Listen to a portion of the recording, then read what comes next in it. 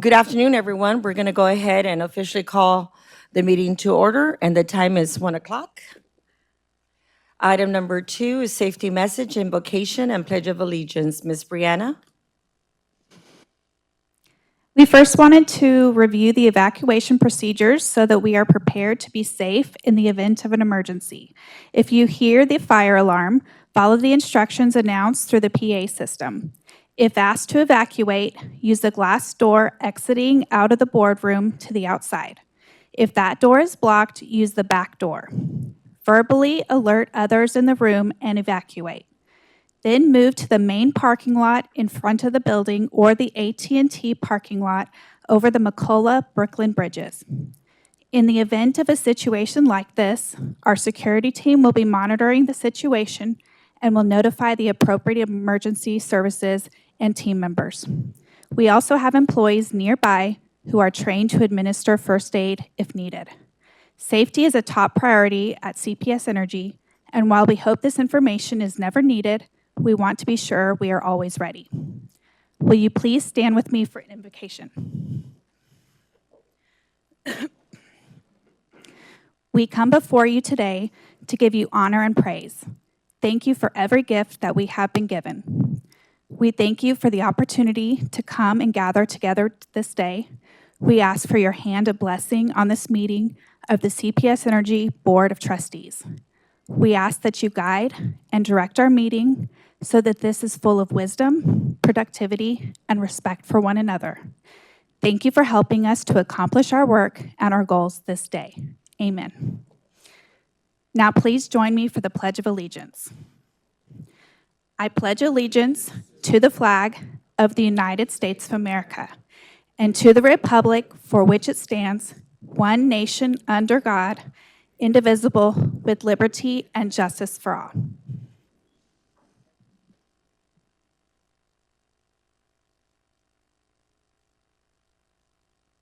We will now move to agenda item number 3, public comment. Ms. Natalia Lopez, please proceed with public comment. Public comment provides an opportunity for members of the public to share thoughts on posted agenda items for this meeting. We will invite pre-registered speakers to speak, and they may only address the board on CPS Energy-related business listed on the posted agenda. Speakers should state their first and last name, the organization or group they represent, and the agenda item they will speak about. For this meeting, we have one in-person speaker. Each speaker will have 2 minutes to speak. Thomas, will you please cue the timer? Our first speaker is Henrietta LaGrange.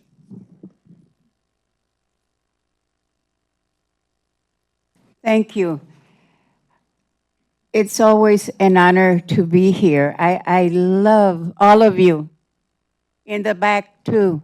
That applies especially the females because they're empowered just like me. And I would like to give a quote of a past president that says, "Stand up for what is right, even if it means standing alone." Like every day, I thank God for giving the decision makers the gift that we have here today, and that is our CEO, Rudy Garza. Rudy, this community appreciates you. And the minute that you get a gray hair, then I'm gonna come back, guys, because you're the backbone of CPS Energy. Remember, I am only responsible for what I say, not for how you understand it. But Ms. Gonzalez, it has been such a pleasure and an honor just to stand by you many times, because I feel like you and I share the passion of always doing what's right, correct, because when you do something, do it right, because it's a lot easier to fix. Francine, we're not leaving you behind. I also appreciate your dedication and your hard work. And I know your heart is behind Rudy Garza. I know that his grandma is after me all the time saying, you better save my chulo over there, you better take care of him. And I'm sorry that my time is not up because I'm also here to thank Ron Nuremberg for his dedication and his service to our city.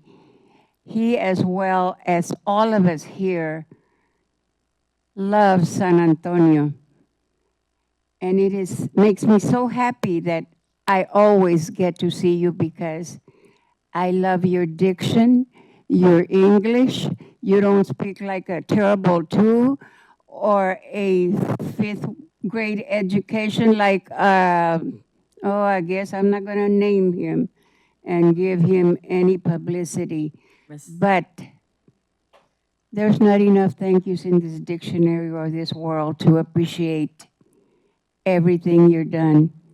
And let me tell you, Natalia, I want to tell Doc- J-Lo, she has competition. Thank you. Okay, thank you very much. Thank you.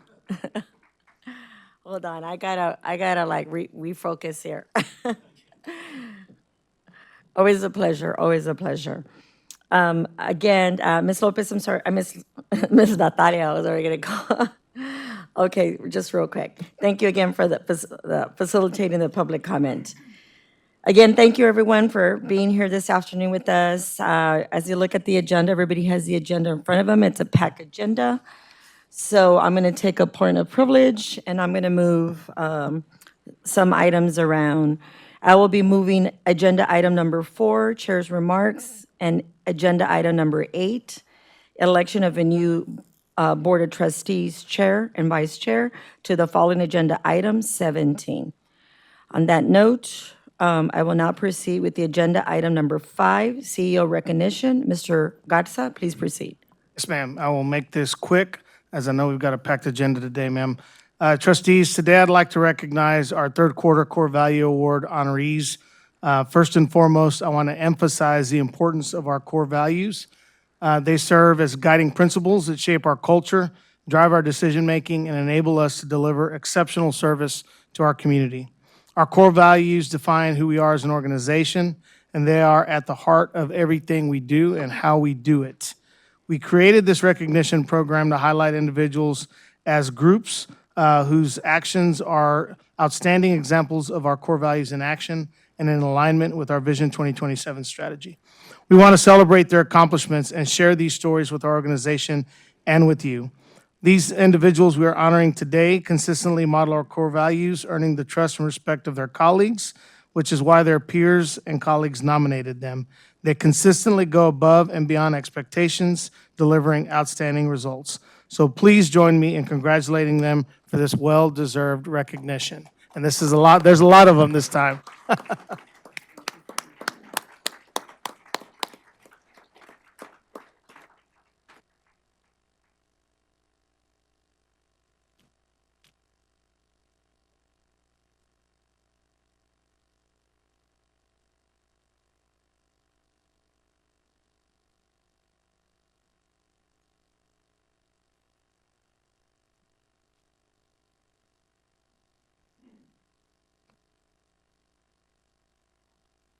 John Alonso's taking pictures because our very own photographer, Vincent, was one of the honorees today. So. Hey, way to go to have a contingency plan, not bad.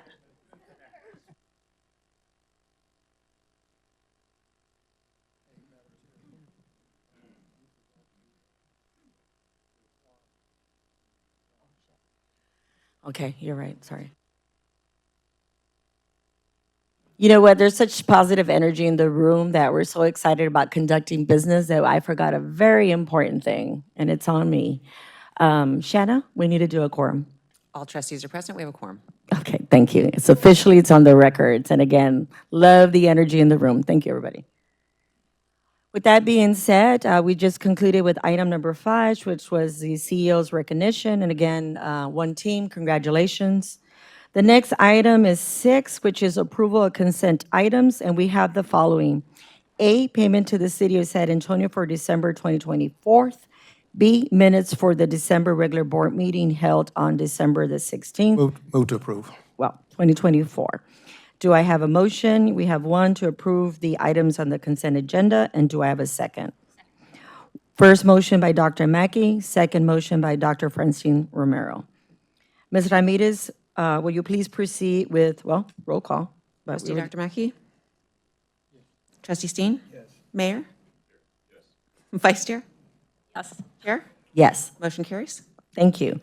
We will now move to regular agenda item number 7, board committee reports and community input committee reports.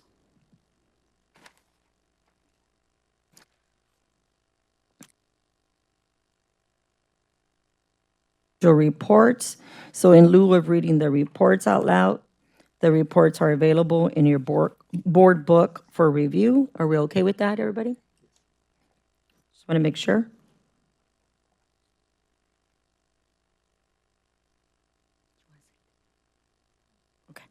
All righty. Then, again, I want to remind colleagues that the board committee reports and community import community report, again, is in your packet. We're now going to go ahead and we have, let's see. I guess there was no questions or nothing, so, okay, we're going to go ahead and move to item number 9. If, Richard Medina, can you please proceed? Procurement request for approval. Systems Protection Engineering Services. Hi, good afternoon, Chair, board members. So I have 2 procurement items for you today for approval. The first one is the System Protection Engineering contract. This is a new contract that we rebid. It supports resiliency, reliability, system growth. This is TCOS reimbursable, and then it also supports our generation plan. And really, this contract is for protection systems, so it's really around the transmission and substation protection. They do a lot of engineering work to look at, what the settings are that go inside breakers to make sure that the system performs effectively. The current contract was a 3-year contract valued at $1.8 million. The new contract is for $5 million, 3-year contract. We did have 12 respondents for this purchase requisition, and we are awarding to 3 vendors. One of them is a small business. I think that's, if there's any questions on this one. Richard, if you could please, because I know the icons are new and they may be removed in the future, but I think they're very meaningful. Can you kind of just describe what those icons are at the bottom? Sure. So the first one is the reliability one. And so like I was mentioning, what this contract does is they look at all the engineering around the transmission and substation breakers, and they set all the settings for the substations for the transmission systems. As far as growth of the system, they also supports all the new substations that we're adding. This is TCOS reimbursable, so since it's tied to the transmission systems, it is reimbursable. And then it also supports the gen plan, since we're upgrading a lot of transmission lines, and tied to that is the system protection. Yeah, we're trying generally to relate to the board what strategic element of our plan these items support, and that's what all of them represent. Thank you. For me, it's really important because, again, we're illustrating that everything is tied back to what most of us committed to supporting. And so thank you, Richard, for explaining that. Yes. So for item number 9, do we have a motion to approve the Systems Protection Engineering Service item? I move. We have one, Dr. Mackey. Do I have a second? Second. We have a second by Dr. Romero. Does the board have any further discussion before we vote? I have a couple of questions. Please, go ahead. So the current contract expires May Yes, sir. 2026. Yes, sir. So why are we doing this so early? Because of all the additional growth, with all the new transmission systems, we're running out of money on the contract. And then we increase the dollar amount because we're seeing a lot more growth with So This it's this- doubling the dollar amount, so Yes, sir. And this covers all the new transmission systems like we talked about for whether they're large loads, they're interconnects for battery storage that's connecting to our transmission lines, solar farms that are connecting to our transmission lines. There's just a lot of growth. And like I said, it's also T-cost recoverable. but explain that to me, so these contracts are going to overlap, is that the idea? No, we'll be closing out the current contract since it's running out of money, and then we'll enter in the new contract. What are the consequences if we don't support you with vote today? Yeah, we won't be able to keep up with all the customer requests, and then it'll impact the transmission, how we're rolling out the transmission systems. Okay, thank you. Any other questions by colleagues? Okay. Shannon, if you could please proceed with roll call? Yes, ma'am. Trustee Dr. Mackey? Yes. Trustee Steen? Yes. Mayor? Vice Chair? Yes. Chair? Yes. Motion carries. Thank you very much. We'll now move to item number 10, procurement request approval, utility location services. Mr. Richard Medina again. Okay, so this contract is for utility locating. And so I'll cover the icons. It covers system growth. So as the community's growing and there's developers out there building, along with all the civic construction that's out there, everybody's required to call for 811 for dig test. And this is the contractor that will go out there and locate both gas and electric lines. And it also supports the regulatory compliance because we are, through the state, it is a state law that we respond within a certain time period from when a customer calls in. The current contract is valued at $39 million. It's 4 years, but the reason for 4 years, it was a 3-year contract. We extended it for 1 more year. And then new contracts valued at $45 million for 3 years. And then we are awarding it to one local business. Move to approve. First by Dr. Mackey and a second by the mayor. Does the board have any further discussions before we do a vote? There's a question by Dr. Romero. Yes. I just wanted you to go into a little more detail, because $45 million seems like a lot, I think, to the public and our customers. So can you explain a little bit more about what this is and how it is $45 million for 3 years? Yes, so for the community that's listening, if you're gonna dig anywhere, even in your backyard, anywhere below, I believe 18 inches, you're required to call 811 through the state, and then we get requests, and then we'll send somebody out there and they have to locate both gas and electric lines. We get about 240,000 locate tickets per year. So it is very busy going out there, making sure that we're locating all our gas and electric lines for safety. So it's basically personnel costs Yes. that add up to all of this. Yeah, Obviously- it's about 60 contractors going out there locating both gas and electric. And then we have 11 internal locators, and they locate all the complex stuff downtown areas where it's very complex. I do have a question. So these are third-party contractors? Yes, it's a third party. Okay, I know we're going to vote on the item, and the only thing I want to point out is make sure they have identified ID. Yes. During the holidays, I just so happened to see a contractor show up to my mom's house, and there was no ID on the car. There was no pre-announcement they would show up. There was no badges. One of the guys was kind enough to come over and talk to me. And again, I live in a beautiful neighborhood, but there's a lot of loose dogs. There's a lot of potential people. There's a lot of people who fake who they are.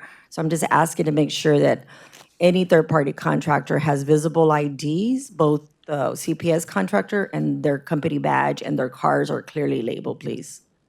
Yes, we'll take that. Thank you. And thank you, Richard, because you did take my call over the holiday to help me with that. So thank you. Thank you. So with that, can you go ahead and do roll call? Yes, ma'am. Trustee Dr. Mackey? Yes. Trustee Steen? Yes. Mayor? Vice Chair? Yes. Chair? Yes. Motion carries. Okay. We're going to go ahead and move now to item number 11. Mr. Evan? This item is procurement request for approval of the OSP fiber engineering. Thank you, Chair. Good afternoon, trustees. This procurement request supports engineering services for our outside plant fiber engineering. So just for some context, our fiber infrastructure runs along portions of our transmission and distribution system. This allows for real-time grid communication, control, and automation. So you hear us talk a lot about things like our reclosers that we're able to leverage when we're trying to sectionalize an outage or maintenance work that's planned. All of that real-time communication requires our fiber infrastructure to actually manage all of the transmission of that information. These engineering services are for the design for all of the paths that we deploy, as well as supporting or ancillary engineering services. Our current contract is expiring next month in February. It was a 5-year term valued at $11.8 million. Our new contract is a 3-year term valued at $7.5 million. We did receive 13 responses, of which we are awarding 10, all of which are local and 1 is small. Happy to answer any questions. Do any of my colleagues have any questions? Mr. Steen, any questions? Anybody? Okay, if we can go ahead and proceed with roll call. What did you question? Oh, I'm sorry, I need a vote first. Motion, there's a 1. You gonna motion? Okay, I'll motion. We have a 1 Second. and a 2. There we go. So again, first motion by Dr. Mackey, second motion by Dr. Romero. Now we're open to roll call. Trustee Dr. Mackey? Yes. Trustee Steen? Yes. Mayor? Vice Chair? Yes. Chair? Yes. Motion carries. Thank you. The next item, number 12, is Evolve. That is the ERP transformation program. All right. Again, good afternoon, all. Today I'll be providing an update, which I'm very excited about, on our Enterprise Resource Planning or ERP program. Our agenda, I'll go through some background, again, just to re-familiarize the board with the scope of this program. I'll really then be focused heavily on the work that's been going on relative to our approach for our system implementation partner. And at the end, we'll be seeking your approval for the allocation of the funding required to support execution of the program. So as a reminder, you all have seen this visual before, but I like to just anchor on the current state of our technology ecosystem and the amount of complexity that exists within it.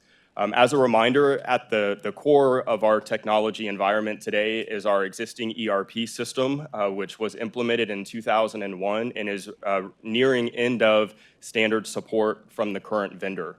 During that time, since the original implementation, we have deployed a number of additional technology applications, 50 plus, and that organic growth has made it very challenging for our organization to get access to the data that's needed to drive accurate and informed decisions in real time, as well as has resulted in suboptimal design of our internal business processes. So as we were evaluating how best to overcome the challenges that I just mentioned, we established Evolve, which is our digital transformation strategy. Now that strategy was originally anchored on Vision 2027 and is continued to align with Horizon 2050, which you all will speak about further in today's discussion. But one of the things I really want to point out here is that our digital transformation is focused on a set of strategic outcomes, and we really use these outcomes as lenses when we're making investment decisions around our digital strategy. We really want to ensure that the things that we're doing are focused on improving experiences for our workforce and for our customers, that we have increased flexibility to implement things such as redesigning our bills or our rate structures. We also want to consider things like opportunities for improving our internal processes to derive efficiencies. These are just a couple of examples of the outcomes that we expect to achieve as we execute all aspects of our digital strategy, and our ERP transformation program is certainly a significant component of that. Here, I just wanted to recap the journey that we've been on because it has been just over 4 years. We started in late fiscal year 2021, doing quite a bit of work building out our plans. And we brought in, at the time, PricewaterhouseCoopers, or PwC, to help conduct a current state assessment. That informed a comprehensive business case that we developed. And at the end of that planning phase, we aligned as an organization to proceed with identifying new technologies to support our operations. We then went through a 15-month process evaluating potential technology solutions. We ended with a technology selection that was approved by this board in April. And then we've pivoted and have spent the last 9 months evaluating our system implementation partner and putting that scope in place. One thing I really want to reinforce here is while this transformation is enabled by technology, this is an enterprise business transformation. So throughout all of these phases, we have been very thoughtful about engaging the organization broadly, and collectively have had over 1,000 individuals through all of these phases participating in one way or another in this digital transformation program. The visual that you see here is the vendor ecosystem that I've shared with you before. We recognized early on that a transformation of this size and scale, we certainly can't execute without bringing in the proper levels of support and partners. As I mentioned, the first component of the vendor ecosystem was approved by you all in April of last year, and that was Oracle as our technology partner. Since that update, we have also completed building out our change management strategy. PwC, or PricewaterhouseCoopers, was the partner that we brought in to do that, and that work was completed last month. One thing I do want to point out is building out that change management strategy was aligned to one of our fiscal year 2025 scorecard objectives for this program, and as I mentioned, was successfully completed as scheduled. We are actively negotiating our independent verification and validation partner. Again, that's our IV&V partner. As a reminder, that is a key component of our overall risk mitigation strategy for this program, and we will be bringing that recommendation to the board for your consideration and approval in the next month or so. Also, throughout the duration of the program, we will likely need to bring in other partners as needed to help us execute. So we do have a carve out here for ancillary services as needed. But today, what we'll be focusing on is the largest component of this partner ecosystem, which is our implementation partner. So as a reminder, the approach that we took to solicit proposals for our ERP implementation services was to leverage our existing IT services ecosystem.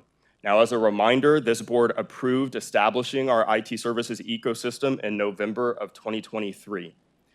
This provided us with a pool of 8 vendors. You can see them here in the bottom right-hand corner, all of which are highly qualified firms to support delivery of various IT services. Now, when we built out this ecosystem, and you can see under the negotiated scope that is called out here, we had contemplated leveraging these group of qualified partners to support our ERP transformation program. And leveraging our IT services ecosystem really became an accelerator for us to be able to continue to move swiftly through this program so we could really begin to focus on executing. So in June of 2024, we released a bid package for the ERP implementation services to all 8 vendors in our IT services ecosystem. Of those 8, we received proposals from 6 and put together an evaluation team, again, cross-functional from across the organization, to evaluate those 6 proposals. Following the scoring process, we identified the top 2 firms, and we shortlisted them to come provide oral presentations to our extended team. So the evaluation team grew from 12 individuals to over 100 participants, again, staying true to our theme of engaging the organization broadly. They went through the oral presentations. We went through another round of scoring and landed on the recommended vendor, which is Accenture. So I want to talk now a little bit about the scope of services that Accenture will be bringing to the table and how that works with the other partners that I previously mentioned. So again, Oracle is our new ERP technology partner. We will be leveraging their cloud-based ERP solution that will support all aspects of our operations as well as their utility-specific modules. One of the benefits of our partnership with Oracle is all of the lessons learned and best practices that they have taken from other utilities and fully integrated into their product. Of course, we will be bringing our internal team of experts into the program as well. We have been working diligently over the past few months to build out the internal team members that will be full-time dedicated supporting this program. As a reminder, our staffing plan that is included in the overall budget for this program has over 50 individuals that are in our organization today that are transitioning on a full-time basis over a multi-year period to support execution of this program. And really what they are bringing is all of their business knowledge and expertise. And then we have Accenture, who will bring their experience from business transformation and implementation. I did call out here some of the specific scope that Accenture will be supporting us with. It includes all of the program management, our future state business process design, all of the technical work from a development and configuration perspective, the testing, which of course will require quite a bit of rigor to ensure that the technology solution is defect-free. And of course, one of the most important components of this program is change management, and they'll be bringing a framework that we will be leveraging to help support that critical aspect of this program. Now, this collective ecosystem will really help to ensure that we achieve the outcomes that you see listed on the bottom of this slide, ensuring that we're executing this program according to plan, that we're fully integrating those best practices, both that Oracle brings, as well as Accenture, informed by all of the knowledge from our internal teams, that our final solution is technically sound and meets our requirements, and that we are operationally ready to consume all of the new technology and the business processes. A bit more about Accenture. They are a global leader in this space. They have a tremendous amount of experience working with the Oracle technology stack. They've partnered with a number of utilities. I'll provide some more examples here in just a minute. And they have over 25,000 members of their workforce that are dedicated to their utility practice. Accenture also has a fairly significant local presence with 3 offices in San Antonio. They employ over 2,400 individuals in the local workforce, and that equates to over $165 million in economic impact. Of equal importance is the commitment that Accenture has agreed to make to CPS Energy and the things that are critical to us. One I do want to point out is their commitment to local and small business partnerships. 20% of their contract will be allocated to small and local firms. One of the things we've done as part of this negotiation effort is define the specific scope of work that Accenture will be sharing with those subcontractors. I mentioned their utility experience, and here you can probably see a few names that are familiar to you. Quite a number of large and mid-sized utilities, but of equal importance to us is their experience working with municipal utilities. You can see some here, a couple of which are located just to our north. So as I mentioned, today is a huge milestone for us in continuing to complete the build out of our partner ecosystem. With your approval today, we will have selected our implementation partner and have the funding available to allocate for their scope, as well as continue to move forward with our IV&V partner and other ancillary services as needed. So with that, I respectfully request the board's approval to add the funding required to support our ERP transformation program in the amount of $150 million. This will not only support a contract with Accenture for implementation services, but will also fund future ancillary services as needed to support ERP program execution. And with that, I will welcome any questions you will have. Okay. Well, first of all, do I have a motion to approve the ERP transformation program? I move to approve. Dr. Mackey, do I have a second?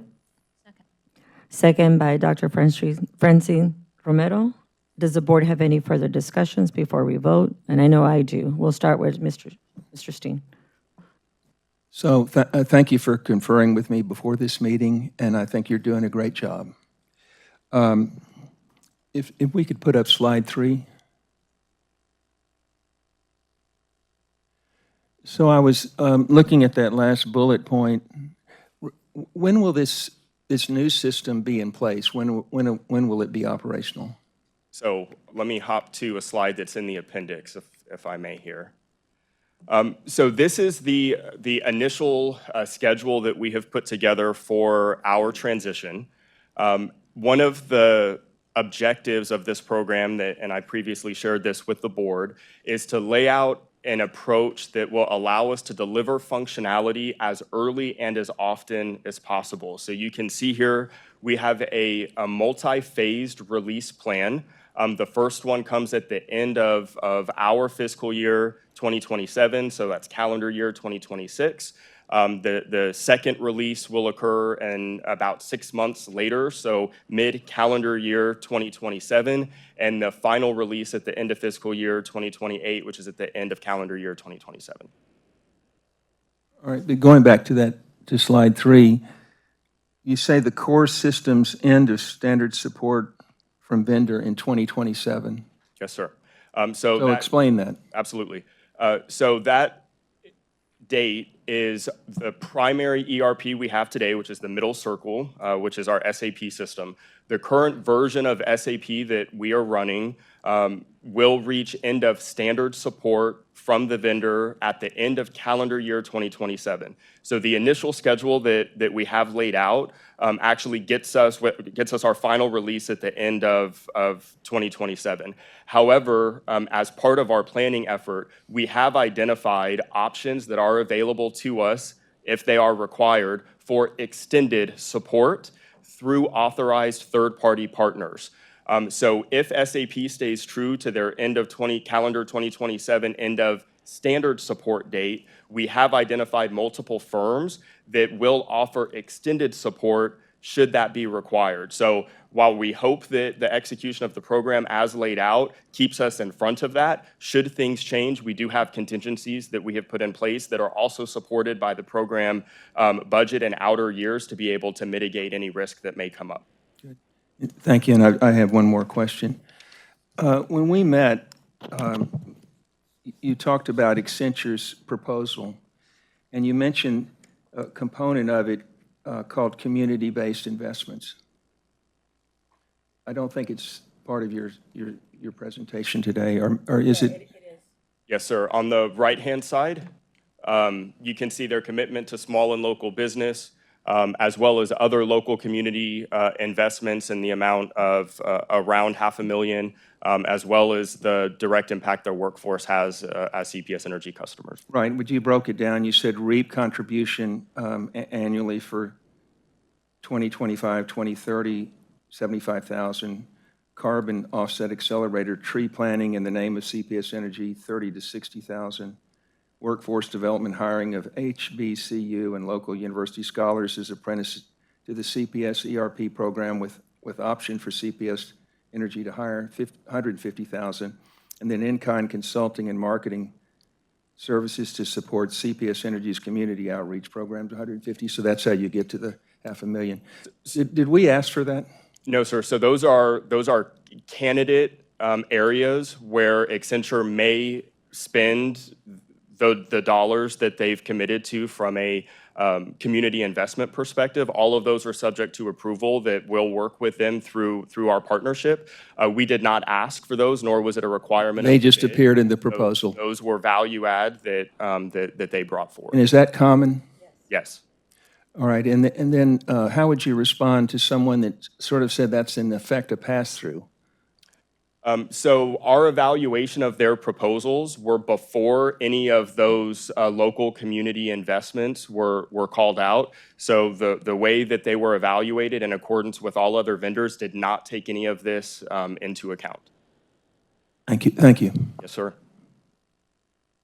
Actually, Mr. Steen hit on a point. Can we speak to Accenture? Absolutely. Can we finish?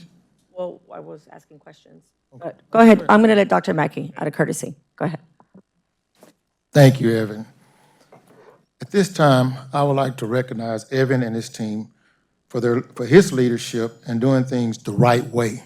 You just mentioned doing the things that you're doing the right way. You're really good at communicating out this plan to the board, and you understand what's important to all board members. And that's creating an opportunity for local and small businesses. You understand that doing this helps strengthen our community and create jobs for local people here in San Antonio. I just want to say thank you to you and your team for continuous leadership. Thank you. Thank you, sir. Thank you, Dr. Mackey. Mayor? No, this is great, it seems painstakingly slow, each of these steps, but they're massive when you consider the impact to the organization. Evan, one thing that doesn't come across here, and I have tremendous faith and respect for the work that Accenture does in our community on a number of fronts. I want to thank Ben Peavy and his team. They do a lot of great work. Can you speak a little bit about the security aspects of all of these firms working together under this one umbrella? Obviously, that's an enhanced threat environment. Who ultimately is going to be monitoring that, and how are we going to have report back on the security of that transition? So security, as with everything we do, is always integrated at the front end. As we're evaluating these solutions, this occurred when we evaluated the Oracle technology platform. There were call-outs specifically for security requirements, and that was one of the items where we actually scored. The same was true for Accenture. We did a deep dive into where the work that they're performing will be taking place. They had to agree to all of our security standards, and that not only is a one-time check, but that will continue through the duration of their engagement. Just as with the technology, as we evaluated implementation partners, our security team was fully plugged in, and we have quite a bit of language in our contractual agreement and the statement of work around their requirements to adhere to all of our requirements from a security perspective. Okay, yeah, and it's less a question about Accenture and Oracle and CPS as it is with everybody that comes in underneath that. And so, how best to update the board as that moves along, I think that would be helpful. Absolutely. Reassuring. Yep, and we'll do that as part of our regular security updates, and moving forward as we're executing this program, we'll be providing ongoing updates relative to our execution, and can be sure we address that. I did have two, and I was one of them. I think one of them, we saw a dedicated firm for just SCADA alone, but we know that cybersecurity is above and beyond SCADA. So that was going to be my second question. How are we going to integrate? Who's going to be responsible for the identification and access management, the data protection and encryption, and the network and endpoint security? Is, again, I know you kind of touched on it high level, that each specific organization knows that security is top of mind, and to some extent, hardware, software integration will have some component, but outside of SCADA, is who's leading mainly those other items outside of SCADA? So we have an entire security work stream that is baked into the program. That includes security representatives from our partners, as well as our internal security team members. So as an example, if we look at something like data migration, per the terms of our agreement, we will actually mask any confidential or identifiable information before we send it to Accenture for processing, right? So all of those details and those requirements are fully laid out in our SOW. That kind of leads then to my next question. Then, do we have one firm just concentrating on compliance and auditing? So, or is that going to be sprinkled across? Yep. So as it relates to building out the system to support our compliance requirements, that is a work stream. So we have 8 areas that we have identified. One of them is GRC, governance, risk, and compliance. We have an individual that leads that, and they will have subject matter experts as part of that. Additionally, as a reminder, through execution, we also have our IV&V partner, our independent verification validation partner. They will be looking at the artifacts coming out of the program, things like the designs, the project updates, asks around security, and we'll also be reviewing those things independently to make sure that they are in line with best practices and in accordance with expectations. Sounds good, but I'm still, The IV&V will be at the board I want to next make month. sure because it is a large endeavor, and I think that we all know, again, do this for a living. Everybody should be doing some of these best practices, but I do think that that component needs like a dedicated group internally plus externally to make sure, because I think that that's a really key component there too. Because all that work will be in vain if we're not meeting compliance and anything else that may arrive. So just food for thought. The other question I have outside of that would be the disaster and recovery business continuity component of all of this. Outside of SCADA, is it again sprinkled across everybody, or is there again one specific group that's in charge of this? So, I mean, our security team owns the process oversight relative to our business continuity planning. From a technology perspective, that's fully integrated into our architecture. So, in this case, going back to the agreement we put in place with Oracle, they're hosting their solution. There are SLAs as part of that contract that require them to ensure that the solution is available in accordance with what we negotiated with them. And then, of course, as we're executing the program, there will be a lot of moving parts. We've got our on-premises data centers. We have our cloud footprint. We have Oracle's cloud footprint. I know, as you can appreciate, there's a lot of complexity that goes into that. But on the front end, as part of our architecture standards, we're always thinking about high availability for our critical systems, and we integrate those requirements into our design at the front end. And this is no different. You didn't specifically, address, again, this back up to everything. So I'm just going to look to committee or additional reports just to get a little bit a handle on that. Can I go ahead and speak to someone from Accenture? Sure.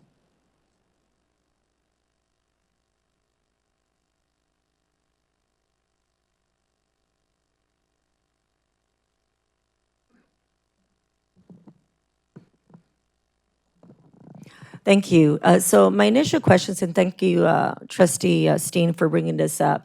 Can you please walk me through more specifically, not in broad terms, and I think I kind of heard a little bit, walk me through your 20% contract value, and how do you envision that happening? Did you already select the subcontractors? How do you plan to report back to us? Can I, at any given time, ask for a report? Absolutely. Would you mind having them identify themselves? Yeah, go ahead. I asked a question. She didn't have to jump in, but go ahead. No, so let me introduce myself. My name is Laurence Belanguet. I am the executive sponsor for the program, and I lead our Oracle Utilities business within Accenture. Ben, do you want to introduce yourself? My name is Ben Peavy, Managing Director, live in San Antonio. I'm in charge of all public service and higher ed work here in San Antonio. So with respect to our commitment to subcontract with local and small businesses, as part of the process, we identified a group of local and small businesses that we wanted to put into the ecosystem. They are partners that we've worked with historically and have experience in both Oracle, utilities, and some of the other capabilities that are required for the program. We have some of them here with us. Angie from Veracity. We have Mark from Bridgewater. And where's my TC as well. So we have identified them. We know which roles we want them to fulfill. And so at any point in time, we will be providing a monthly report as to what are the roles, what's our spend, and it's absolutely transparent. Yeah, the spend is important to me because I've been part of large groups where they just use your qualifications, your past performance, and then you're lucky to get a high after that. Yes. So I want to make sure, because I will be asking for reports, and I specifically would be interested on the spend and the commitment. Absolutely. So my next question was on the 500K, and I believe I briefly heard my colleague Steen read out. Can you talk to me a little bit more about, is it, again, focus on education, STEM, and at what level? Is it focus on nonprofits, on workforce? What exactly is that 500K spend on community investment? It's a combination of all of those, really focused on workforce development and training and helping integrate with some of the programs that we already have in San Antonio and providing that to CPS Energy. And what are some of those programs you have established in San Antonio? So we have worked with part of the Ready to Work program and some of the other programs that we've done in the city. We've worked with St. Philip's College, for example, in identifying apprenticeship programs and opportunities that we use there, working through other vendors and providers such as Workforce Solutions, Alamo, and Project West. And so we've been able to do that from an Accenture standpoint to kind of bring in more people from an IT perspective in the local community. Okay. I don't think I have any more questions regarding commitments to CPS Energy. And I would just say my final ask is this is a large endeavor. I mean, I've been at the forefront from the beginning. It's really neat to kind of see the amount of thoroughness internally as an organization we've gone through before we arrived at this juncture. These projects can easily go haywire. So I'm again going to ask that through the executive committee process and, through, and again, that would be at the discretion of the future chairwoman, but that we do have frequent reports, discussions about how we're doing, because again, they could easily go not to the finish line, but the opposite. So thank you for answering my questions. Do any of my colleagues have any additional questions? Nope. Head and Shannon, do roll call. Trustee Dr. Mackey? Yes. Trustee Steen? Yes. Excuse me. Mayor? Yes. Vice Chair? Yes. Chair? I'm just kidding. I was going to be the oddball, but I'm not. Yes. Motion carries. Just want to see the faces out there. It's all good. Motion carries. Everyone's like, what? It's all good.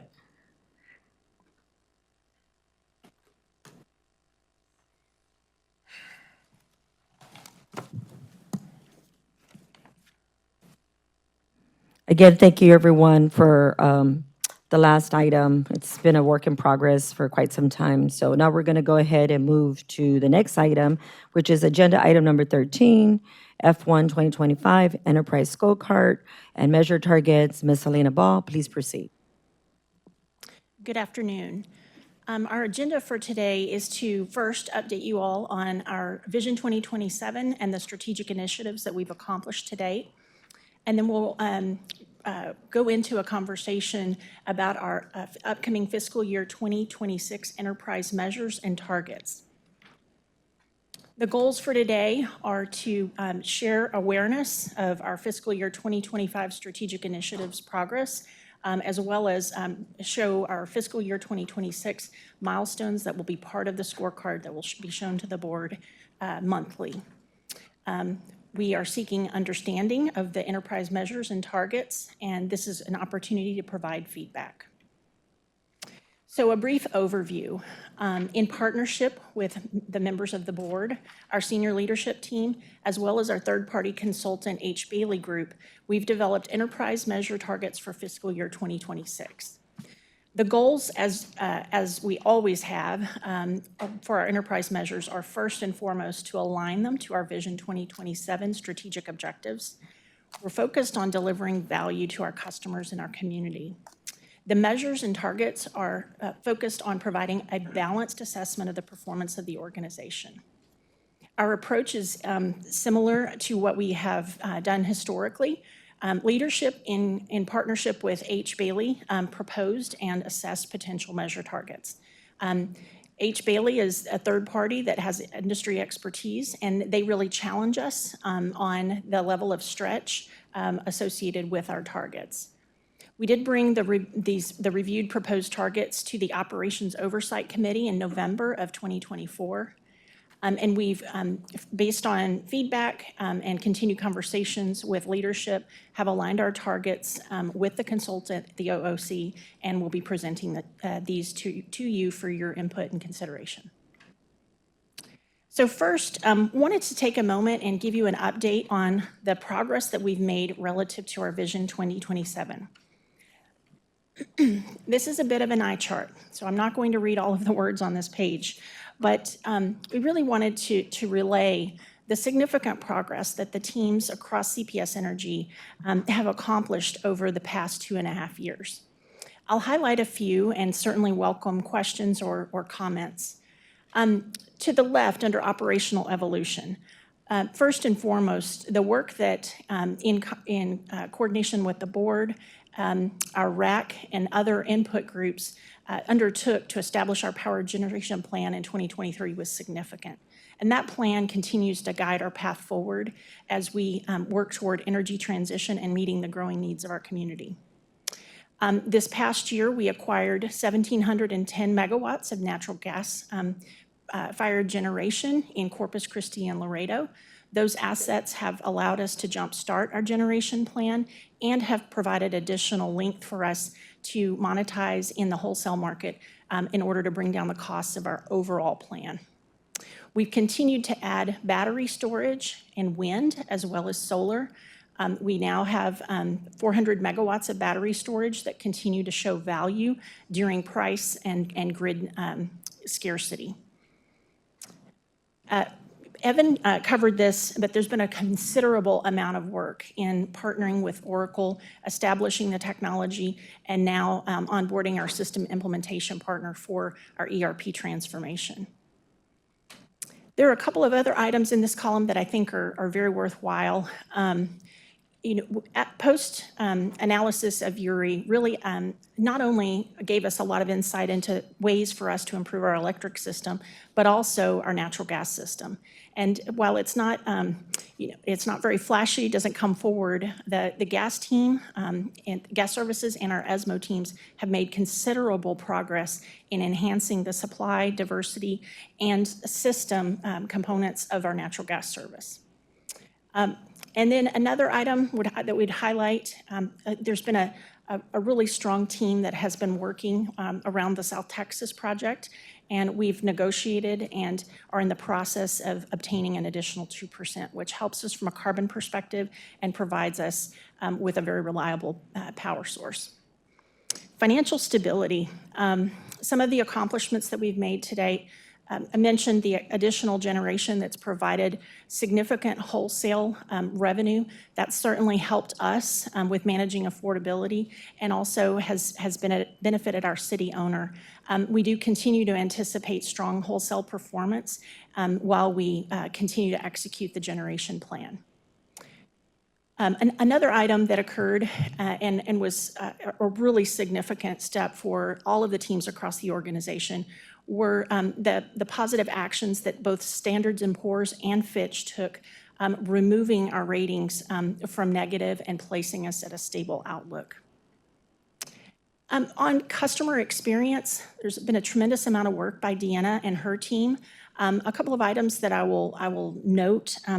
We have really focused on reaching customers that are in need of assistance, right? We've certainly made a tremendous amount of progress in bringing down balances, but also have worked with customers in order to help them with their energy costs.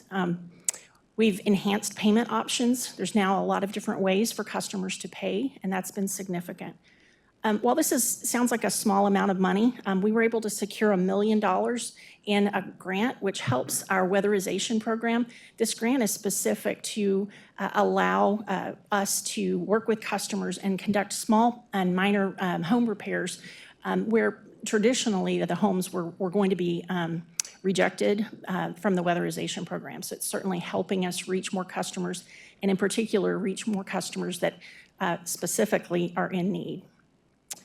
On a team culture, we got to some very lean staffing levels several years back, and a significant amount of work has gone on by the organization to stabilize our staffing levels and help get us back to a stable staffing level, as well as begin knowledge transfer as we see waves of very experienced employees with a tremendous amount of knowledge that are beginning to retire and leave our workforce. And then on community partnerships and growth, we've had a lot of progress. I think one that this board was key in helping us establish really was around REAP, our Residential Energy Assistance Partnership.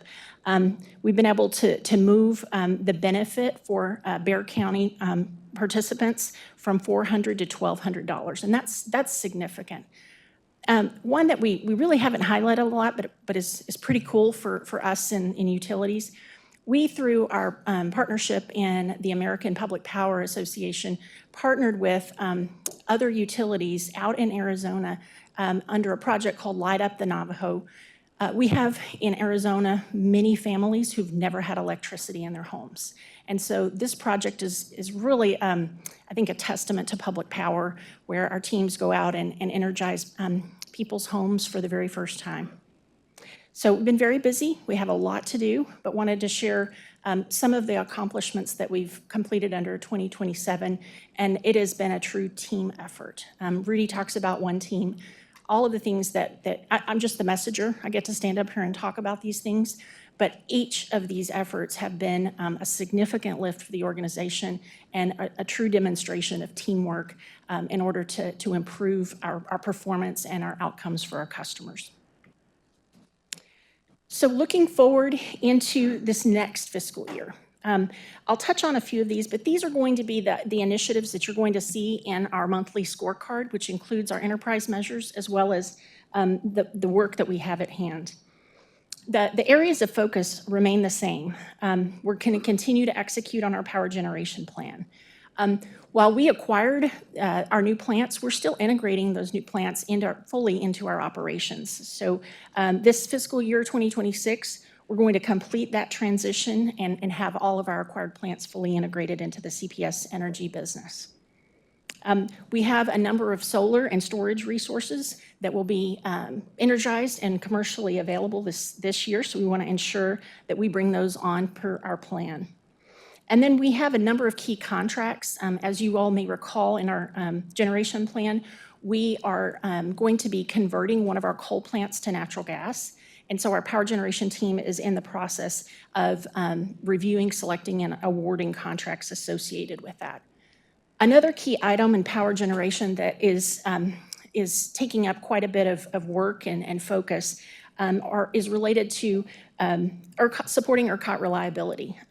We expect and are in discussions with ERCOT and other participants, other stakeholders around reliability must-run contracts in order to support regional reliability in this section of the state. Evolve, I'm not going to go into this one in detail. You just got a very full briefing from Evan. But the key objective for this year, upcoming year, is to complete global design. And that's essentially the blueprint for the technology that we will be implementing over the next several years. Under system resiliency and growth, we really roll these into kind of three big buckets. One is continuing to implement our SCADA roadmap. Our operational technologies are also in the midst of replacements and upgrades. We have our transmission SCADA system, as well as a new advanced distribution management SCADA system that are underway. We also have an upgrade to our GIS network. So that's one large body of work that impacts our operational team significantly. On the system, you all have graciously been reviewing and approving a lot of spend, in particular around transmission. We have a lot of transmission work to accomplish over the next several years. Some of that work is tied to a group of projects that you'll hear described as our South Reliability Electric Transmission project. And there are a series of projects that are focused on improving and alleviating congestion of energy in and around the ERCOT grid to the south of us.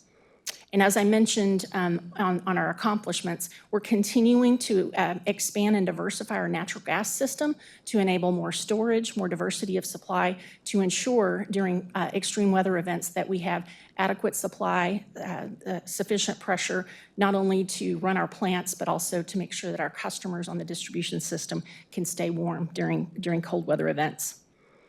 One other bucket of work, and this is also taking a considerable amount of effort, really falls in the regulatory space. We are in the process of conducting a transmission cost of service study, and we will be going and filing a regulated docket with the PUCT. And this is not a small undertaking. We have not had a full filing in almost 2 decades. And literally, the teams will be producing thousands of pages of discovery deliverables, and it will be a lengthy and thorough process. And then lastly, but certainly first, our customer team is really focused on establishing a customer experience roadmap. So you're going to be hearing more about that to come, but we want to ensure that we're offering products, services, and really walking through our customers' experiences and finding ways to be easier to do business with. So switching topics and moving to our 2026 enterprise measures, I just wanted to first refresh the board on how we go about target setting. Our goal, again, for our targets for the 8 enterprise measures that we have as an organization are to set achievable but stretch targets. We have a multi-step process and we iterate. We get challenged and we go back and forth with not only our external consultants, but also internally to ensure that we're challenging our assumptions, we're looking at benchmarks, and ultimately setting targets that represent value to our customers. So this is the fiscal year 2026 enterprise measure and targets. I will highlight I'll highlight each one and describe what we're going to be striving for. So under operational evolution, we measure a measure called SAIDI, and essentially this is when a customer is out of power, on average, how long are they out? We're proposing just over an hour, 64.15 minutes for this upcoming fiscal year. Obviously, our desired direction is to go down. As we benchmark ourselves to other utilities, that measure, where it is now, would put us in the upper part of the second quartile.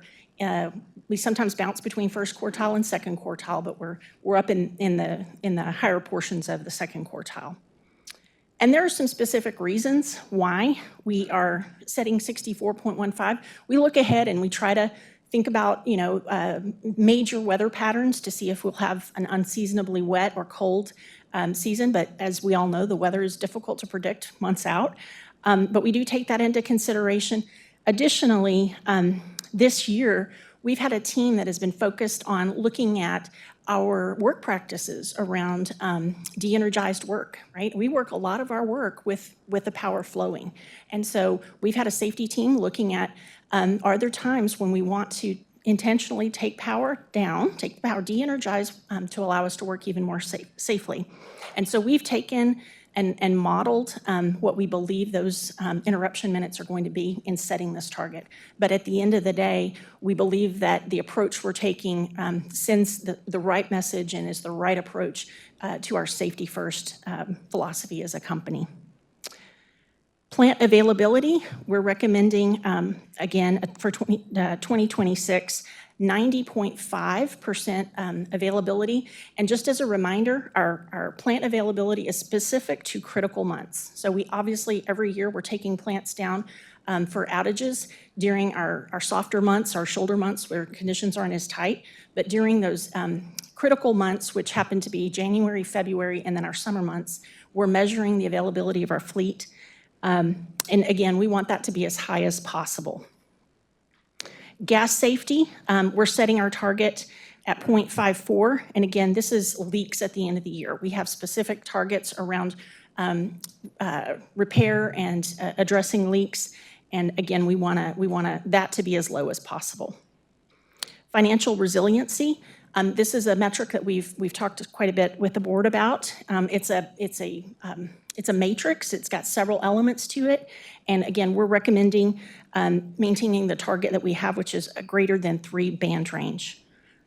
On customer experience, we're using a syndicated survey, third-party survey through Escalante, and they have a measure called engaged customer relationship. And so that ECR score is what we're measuring. And again, this year we're currently sitting at 680. We're going to set a stretch target of 699, but ultimately we want that goal to be as high as possible.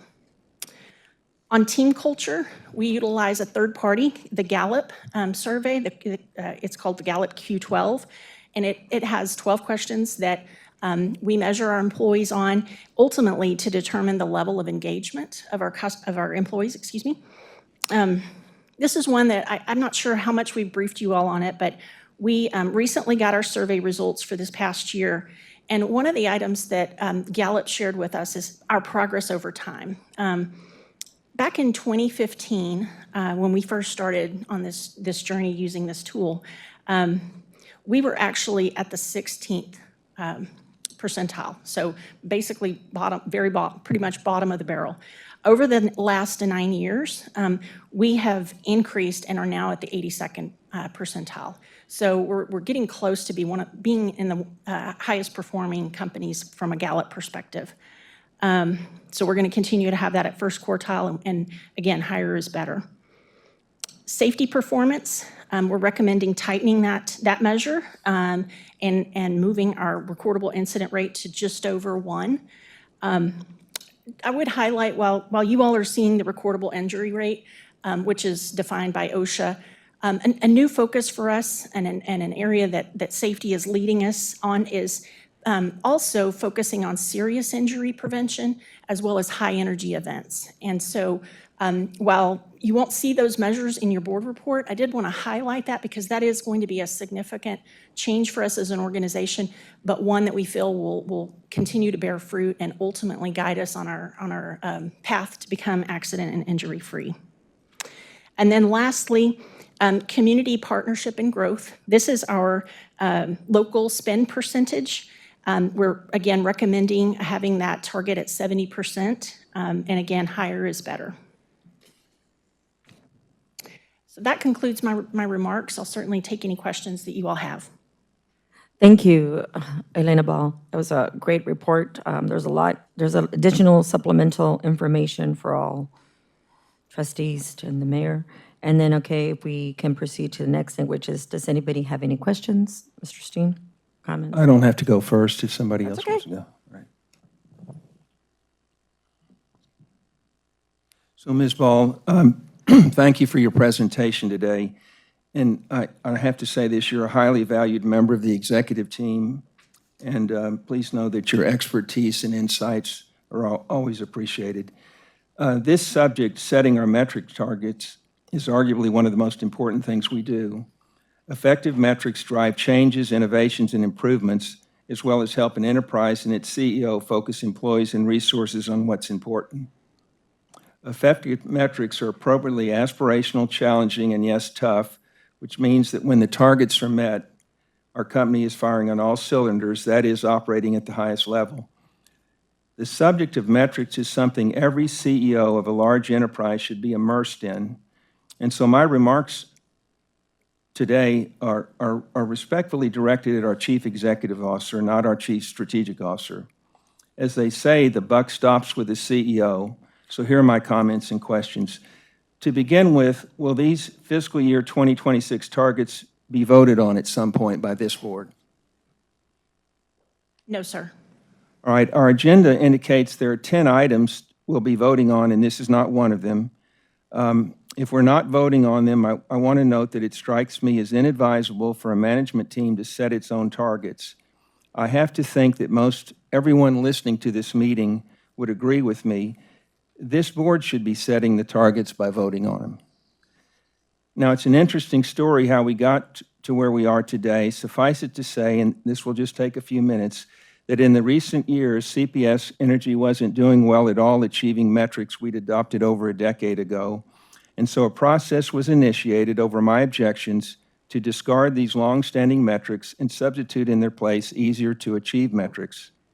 For 13 years, we'd been guided by the eminent firm of Scott Madden, arguably number one in the field of performance management consulting, but the Atlanta firm of Scott Madden was eased out, and replaced by the Austin firm of H. Bailey Group, LLC. You saw them referred to in the slides. It's notable that Scott Madden has been around 40 years and has roughly 200 employees, while the H. Bailey Group is around 5 years old and is a one-person shop. Let's recall that for fiscal year 2023, CPS Energy's overall Tier 1 metric score was 10 of 16. We've called this CPS Energy's report card, so I'm sorry to say this, but its grade was 63 or a D-. I was disappointed, but hoped management would take this as a challenge to try harder and perform at a higher level. But regrettably, the response was to start softening expectations and watering down targets for fiscal year 2024, but it didn't stop there. When CPS Energy's fiscal year 2024 metric scores came in, they were as dismal as those of fiscal year 2023, and it was then that the decision was made to essentially jettison our 16 Tier 1 metrics and adopt in their stead 8 enterprise metrics. Only 2 of the 16 made it into the 8, and of the 6 metrics CPS Energy's failed to achieve in fiscal year 2023, only 1 appears in the recasting. Notably, this major change in CPS Energy's metrics was implemented without a board vote, and similar to what's being done today, the board was merely solicited for feedback at our February 4th, 2024 board meeting. So now we're closing a full year under the new metrics, where expectations were softened, targets were lowered, and challenging metrics were tossed aside. And to my dismay, CPS Energy's report card still looks bleak. So if you please put up slide 17, entitled Fiscal Year 2025 Enterprise Measure Results. Looking at this, you'll notice that this document's as of date is November 30th, 2024, which seems odd to me since we're here on the last day of January 2025, 2 months down the road, and half the metrics are measured on a calendar year rather than a fiscal year basis. But what's surprising is to see all the red toward the right side of the chart, indicating that CPS Energy has conclusively failed to meet its targets in 4 of the 8 enterprise measures. And I'll just read them out, but their average customer outage duration, which we call SAIDI, plan availability, customer perception, and safety performance, RIR.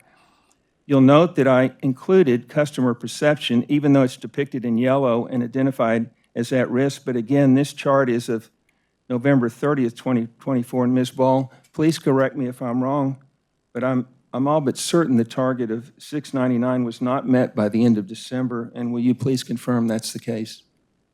Yeah, that is correct, yes, sir. As of November 30th, we did not have that information. So that's why the dating matters, right? I'm right in saying there should be 4 in red on today. We had it marked at risk. All right. But today it's red. Yes. Okay. To repeat, for the 9 years I've been on this board, we've referred to our enterprise metrics as our report card. In this regard, Mr. Garza, I'm sorry to say this, these results are quite disheartening. A 63 or D- for the last 2 years, and now a 50 or F for this first fiscal year. One can try to paper it over with a long, detailed presentation, but the result is distressing and should be intolerable to this board. Now, in addition to focusing on this year's fiscal year's in addition to focus on this fiscal year's results, this presentation is also giving trustees the opportunity to provide feedback, but not vote, on the enterprise metric targets for the fiscal year that begins tomorrow on February 1st. So please put up slide 16, entitled Fiscal Year 2026 Enterprise Scorecard, Driving Actions to Deliver on Our Mission. And let's review what targets are being set by our CEO for the year ahead. The 8 enterprise measure targets are at the bottom of the slide. You can see those 8 rectangles. My review indicates that the targets for 6 out of the 8 remain the same. I'd argue that each year, CPS Energy should be striving to outdo the previous year, so all 8 targets should be made harder to achieve. In only one case, where lower is better, has a target been buttressed slightly from 1.12 to 1.09, and that's 0.3 of a point. More telling is the first box on the left, average customer outage duration, SAIDI, where lower is better. The target for the calendar year concluded on January 31st, 57.68, was not met, so management is moving the goalpost closer by setting 64.15 as the target, and this is something I oppose. I'm almost through. Please put up slide 10 entitled Fiscal Year 2026 Enterprise Measure Targets, Achievable Stretch Goals.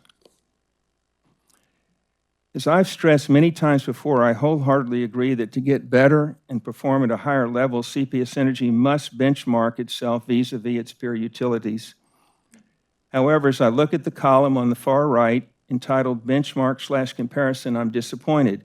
Please correct me if I'm in error, Ms. Ball, but of the 8 enterprise metrics, CPS Energy is only setting its target at the first quartile, that is to be in the top 25% of its versus its peers in regard to 1, living, mission, and values. So I find this, as a trustee, I find this unacceptable. We should be at least targeting the top quartile in every area. In fact, I'd be in favor of shooting for the top decile, or 10%. My final and strongest point is that in the area of safety performance, and I'm emphasizing now we're talking about safety, we should not be settling for the third quartile. Safety should be our number one priority at CPS Energy, and settling for the third quartile is not a good message that we send to our employees. Our valued employees are out in the field, and they're taking risk every day. Their jobs are inherently dangerous. They might be bit by a dog or lose a finger, or God forbid, worse.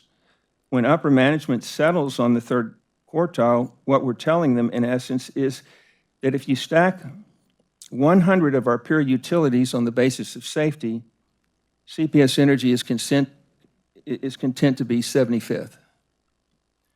We're sending a message of safety third instead of safety first.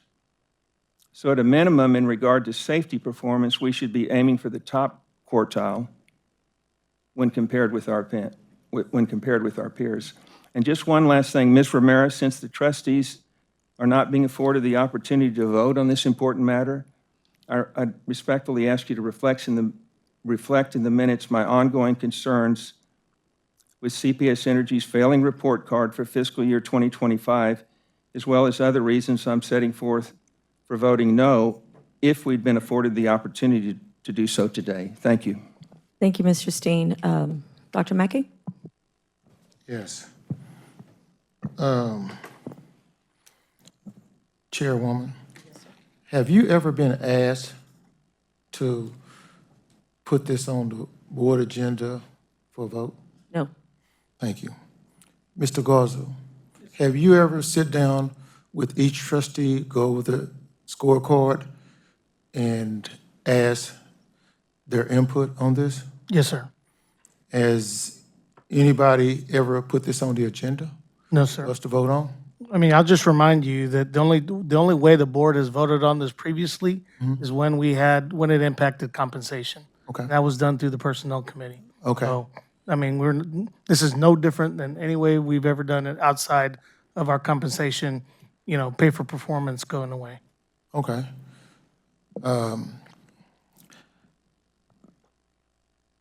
This is important.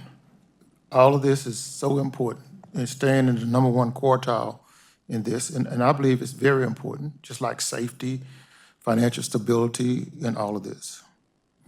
If this board member would like to visit with the CEO and make some recommendations, I'd be more than happy to team with this board member and put this on the agenda for vote. If they visit with the CEO on this, I'd be more than happy. I think it's important, and I will look forward to it. Thank you, Dr. Mackey. Go ahead, Rudy. So, again, I mean, a lot in those comments. What I would say is that, and I'm not going to reiterate where we've been in the past on this, but when the company goes through a Winter Storm Uri and has challenges operationally, that is prime time to look at the metrics and reset them based on what is achievable. Mr. Steen took you to the appendix, slide that showed that some of our metrics are indeed red this year.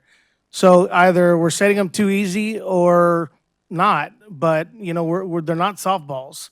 You know, there are reasons why our metrics are red in certain areas, and there's a process to talk through that, you know, when you all evaluate me as the leader of this organization. Our metrics are not a softball. They tell a story, and that story reflects whether our community thinks we're doing a good job or not.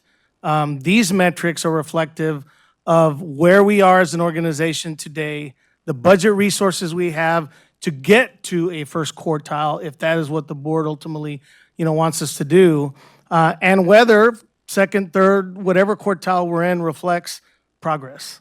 You know, we were in fourth quartile for years in safety performance.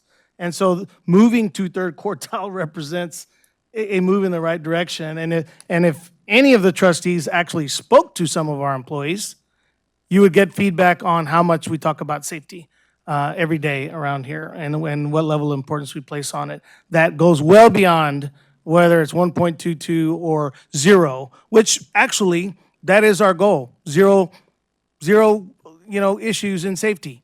That's what we're striving for at the end of the day, but we have to give the organization a chance to accomplish these things. And when we don't, you know, have a real good conversation about why that is. So again, these are all, you know, reasonable expectations we're placing on the organization that reflect budgetary capacity and what our customers expect out of us, you know, in the community. And, you know, and again, I'm proud of the work we've done over the 3 years to get where we are. We'll always have more work to do, but there'll always be a reason why. You know, you talk about average customer outage duration. You want to know why?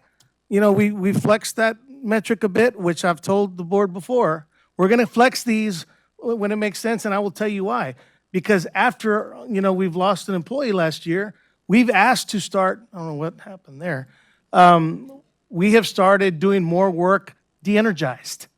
When you do more work de-energized, it's going to show up in that metric, and that was for safety purposes. So, so again, anybody that wants to have a conversation with me about the realities of these numbers and what they mean and why we're setting them where we're setting them, glad to have that conversation. But again, we used to not do this until 3, 4, 5 months into the budget year. Now we're showing you the metrics that we're aiming for. We're giving you the budget before the fiscal year starts, along with the financing plan. And I'm not managing this organization to a set of metrics. They're part of the story. We have a Vision 2027 strategy that this board has given me direction on. That is the goal. And Go ahead. could I add a little bit Sure. of color on Sadie? And I also wanted to talk about the notion of pass-fail for these measures. Rudy touched on, you know, our change to focus on de-energized work where it makes sense, and we've got a specific procedure around a de-energized work. We began this in 2024. When you look at our outages taken in 2023 for safety, where we de-energized the service or the line and conducted our work, it's gone up 84% in 2024. We take that as a good thing. That means our employees are taking their time, they're doing what's right, they're taking the appropriate outages so they can work safe. So I did want to share that. Additionally, you know, when we think about this in a grade point average manner of pass-fail, I wanted to highlight plan availability. So if you look at our scorecard, it's showing red. We performed this past year at 89.5%, which is significant. That is high levels of performance, and it's supported by the significant wholesale revenues that we were able to earn and bring back to the utility. And so just speaking candidly, an 89.5 against a 90.5 isn't an F. You know, certainly, I think we look at these metrics in harmony. We look at ways that we can improve performance, but we had a very good year, and just wanted to share that perspective. Dr. Romero? Thank you. I guess I just wanted to say, my thoughts might not be as organized. I find this really valuable. I find this to be kind of the core work of the board. And I'm just, because I know that everybody's striving towards excellence in their areas, I'm really not that concerned with the number, what number we put on it. And I feel like we spend a lot of time talking about numbers. What I have found really valuable in here is the headwinds and tailwinds that you provide in the appendices. So for example, when you look at the gas safety leaks, and it looks like the number's going in the wrong direction. Well, the number's going in the wrong direction because you have better equipment now that is better at finding gas leaks. So yes, they're finding more gas leaks. And so it's the nuances of this that are really important, that you're going to the trouble of explaining this to us. And I almost wish that's all we did, like for one day, just went through the headwinds and tailwinds. So that really helped me a lot, because that one, the gas one, but I did have a question about that. So with the gas safety leaks, I think the first two headwinds are pretty clear. So part of it is because there's so much growth going on. There's going to be more. And then again, because we have better equipment now. The last one, as annual surveys move across the service area, some regions have greater concentrations of leak-prone pipes. So as you move to those areas, the number's going to be higher. But I just wondered if that, I didn't wonder, it sort of begs the question to me of, are we doing something to address that underlying issue of some areas just inherently having a lot more? That's a really great question. Okay. Yeah. Oh, sorry. That's okay. I mean, You have an answer. Yeah, so, on some of the older areas, we couple that with capital programs to replace some of the infrastructure. And some of the FMSA grants that we got, we're replacing the older pipe. Yes, throughout the area. So And I can attest, living in 7827, the older infrastructure, so that's a great point. Yeah, so that's what we find. We're using the leak trucks to find more leaks, and then in some areas, the pipe's a little older, and we'll find more leaks. We repair those, and then we couple that with capital programs. Okay, great. So you're not just observing it, then you're using that evidence to go in and remedy Yes. that. I think what's also important here is the connection between these two. So, talking about the SAIDI and the safety and that inherent connection, and that's great. I think we can all agree that if we're going to have an extra 6 minutes on average of outage per year, but it's going to make the employees safer, Yes. of course. And so I think, once you get that information, it's really important. Yeah, and another component that we didn't talk about was all the reclosers investments that we're making.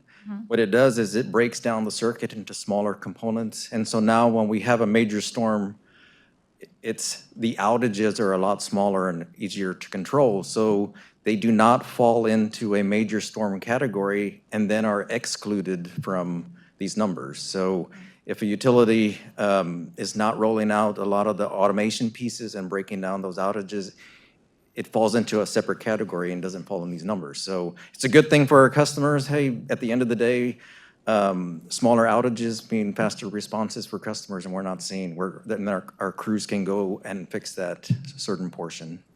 And that's not reflected in this too. Okay, and I'll be done 1 second. Just another connection I'm seeing is that with the plant availability maybe going down a little bit, but one of the reasons for that is the aging plants. And so in another metric, we are investing more. So I think it's important to really focus. And so again, I'm just learning a lot here. So I think it's good to focus on that. But then one other thing, one of these nuances that I think is really important in the appendix on the safety performance, it's under tailwinds. When you say 49% of the overall injuries are first aid only, signifying employees are receiving care prior to the injury worsening. So again, it seems like something we're doing in a good direction is showing up in the numbers as negative, and it's not. And so could you just address that one a little bit? Yes, and there's really two aspects to that. First and foremost, we want reporting. We want near-miss reporting. We want reporting, even if it is something minor. First and foremost, we want to get our employees the treatment they need. There have been many studies that have shown the duration or the lag between an injury and reporting or seeking care. The longer the duration, the more likely there are complications and that the injury can become worse. And so at the heart of all of this is taking care of our team. And so, again, we want reporting. We want our employees to tell us about near misses, good catches, and we want early reporting and care. And we have a dedicated team on Lisa's team that is a medical team who's focused on taking care of our team members and helping reduce the frequency of injuries and the severity. Thank you, because I think that means that our numbers don't look so good, like for maybe a utility out there that says, yeah, you're not supposed to report it unless it's really bad. It might make the numbers look worse, but I think it's the exact opposite of saying it makes it look like we don't care about the employees. I think it makes it look like we totally care about the employees. So thank you for this. Yes, ma'am. Just like leaks. The more reports you get, the higher the number's going to go. That's right. Mayor? Sure, just a few thoughts, and at risk of sounding like we're explaining all this away, I mean, I take an approach that you can't fix what you don't measure. And so as it relates to recalibrated metrics, you know, I don't want to see a report card where everything's green every single year and it tells us nothing about what this organization needs to do. I look at the metrics that you present here as a process of transparency for the company, to the public, but to the board. And I also look at them as trailing indicators of what we're doing. At the end of the day, what I'm going to be looking for is, does the conversation about the context of these metrics measure up? Does it pass the smell test for me? And what I can control is, are we ahead of schedule on capacity for what we know we're going to need? Are we driving down costs for our customers as it relates to, you know, building generation capacity and dealing with the transmission issues that we have to do? Are we protecting security issues that we know are coming down the pipe, whether that's electronic or physical or anything else? And on all those areas, I feel very good about this company. I feel very good about what outsiders, you know, frankly, what the market thinks about this company. We know those are moving in the right direction. But I do want to clarify one thing. I mean, I appreciate the questions that you fielded. I think some of the judgments about the answers were a little unfair. But I do want to clarify one thing. And that was on the page where you had benchmarks in that column.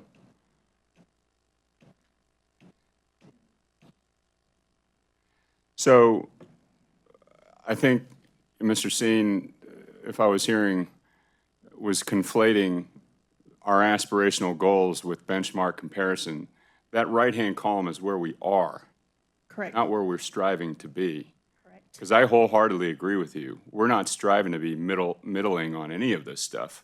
But if we don't set metrics that we know in the moment or in the 5-year period that we're never going to meet, then it goes in the opposite direction of being helpful. You know, I don't want us to have green all the way around. It tells us nothing. I also don't want to set unrealistic metrics from year to year that we have no hope of achieving. What I would love to see is full context where we have been as we stay on these particular metrics year after year. Are we moving in the right direction? And from a board level, again, following the process, are we living up to our values? Affordability, sustainability, you know, achieving our measures on resiliency. And on all those areas, I feel very good about where this organization is. Thank you, Chair. Yeah, I would just add, Mayor, when we show you kind of the history of those metrics, you know, we try to show you 5-year views so you know where we've been. You're stealing my thunder. I was going to ask you to go to slide 18. So can I just take it away from you, Rudy? Thank you. And thank you for all the comments for all the colleagues. But I did want to go to slide 18. My small company, really small, guess what? We have metrics. And one of the things I always look at is year over year. It's important that you look at year over year and you measure. In our case, it's 5 years. If you look at, excuse me, it's 3 years. But if you look at 19 through 23, okay? Regardless who is chairman, regardless who is the CEO, the permanent CEO, and regardless who is measuring the metrics, whether it's Scott Matten, or the current provider, there's a story to be told here. There's an average. This is all good. So it kind of goes back to the same thing where we've been consistent in how we're hitting home runs and getting to first base and even striking out. But ultimately, there's been a consistent average in how we're performing regardless of who's sitting in this chair and who's sitting in that chair. And so I'm really proud. And if you go to slide, where is it? And before I find a slide, real quick, what did Horizon 50 talk about, the priorities for citizens and then the priorities for internal? Can you share that? I can, and we do have a presentation in a moment about Horizon. Just kind of just quickly mention, I don't want you to go into detail. Yeah, the key focus areas are reliability, right? Making sure our services are always on. Value, ensuring that we manage affordability and costs of our service, as well as provide value in the eyes of our customers. Cleaner energy, which is measured by our CAP goals, our community CAP goals. Internally, we have a focus on financial resiliency, maintaining a strong financial health of the utility to support investments, to weather downturns, and have the ability to take opportunistic actions when the market presents them, as well as team excellence. And that's really developing and growing our team so that we can be innovative and continually improve and deliver excellent services. Thank you. If you can take us to slide 6 and 7. I think about, and I wrote it down, I saved the piece of paper, and I could be wrong, but I remember 150 people calling after Winter Uri. I wrote everybody's name down, and I actually have it saved somewhere in my house.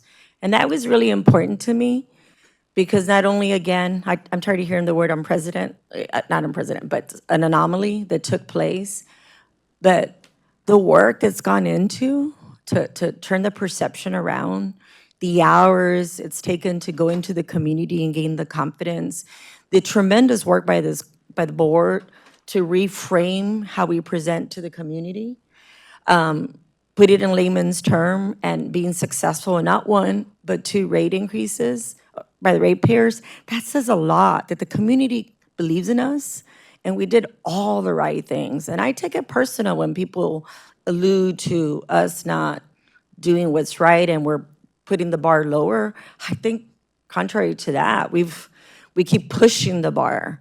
I don't think if we didn't do that, we would have 10 people lined up or even 150 lined up today if we weren't doing the things that we set out to do. I'm really proud of the work. Is there always room for improvement? Absolutely, there's always room for improvement. And the constant feedback of us not doing well is actually great feedback as well. If we don't have someone else scrutinizing what we believe we're doing well, then it wouldn't be democracy. So as far as I'm concerned, this organization, when you look just at 6 and 7, and I think back about those 150 people that were so upset with us, I think we're doing a tremendous job, and I couldn't be prouder of all the work that's being done on a daily basis by all of you who are behind the scenes and attend these meetings. So as far as I'm concerned, thank you very much for the hard work, and we're going to go ahead and, if there's no further comments, we're going to go ahead and move on to the next item. Item number 14, FY 2026 budget. Corey?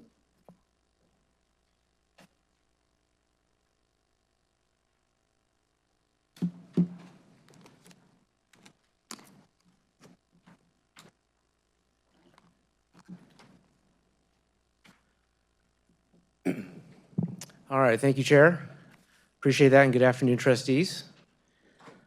Dr. Romero, if that wasn't enough numbers, I've got more numbers for you. Elena did a great job kind of setting the stage for this conversation that I'm going to get into. This first presentation here is to present for approval the annual capital and O&M proposed budgets. A couple of overarching points that I'll make about this budget and our broader financial position before I get going. First, this is a budget that supports and allows us to do the things that we said we were going to do and that we were asked to do. Some of the highlights include continuing to support our ERP, our enterprise resource planning efforts that Evan talked about, It continues to execute on the board-approved generation plan that we've discussed over the last couple of years. It continues to invest in making our local electric and gas system more robust to extreme weather conditions. So I just wanted to call that out at the beginning. And secondly, while the ultimate vote is only on the capital and O&M components of our budget, the broader financial picture demonstrates that our financial position continues to allow us to maintain our credit posture and ultimately enjoy the benefits of very competitive borrowing costs. So that's relevant in our period of high spend, and with that, I'll get into some of the other slides. I know the Board of Trustees is familiar with this, and this is really just a reflection for those listening on kind of what the governance outlines in terms of approval. So specifically, the board will approve both the capital and O&M budgets, and it'll stop there. This next slide, the main point really here is to zoom out and acknowledge that the trends that we're experiencing are not unique. Rather, the broader industry is experiencing them as well.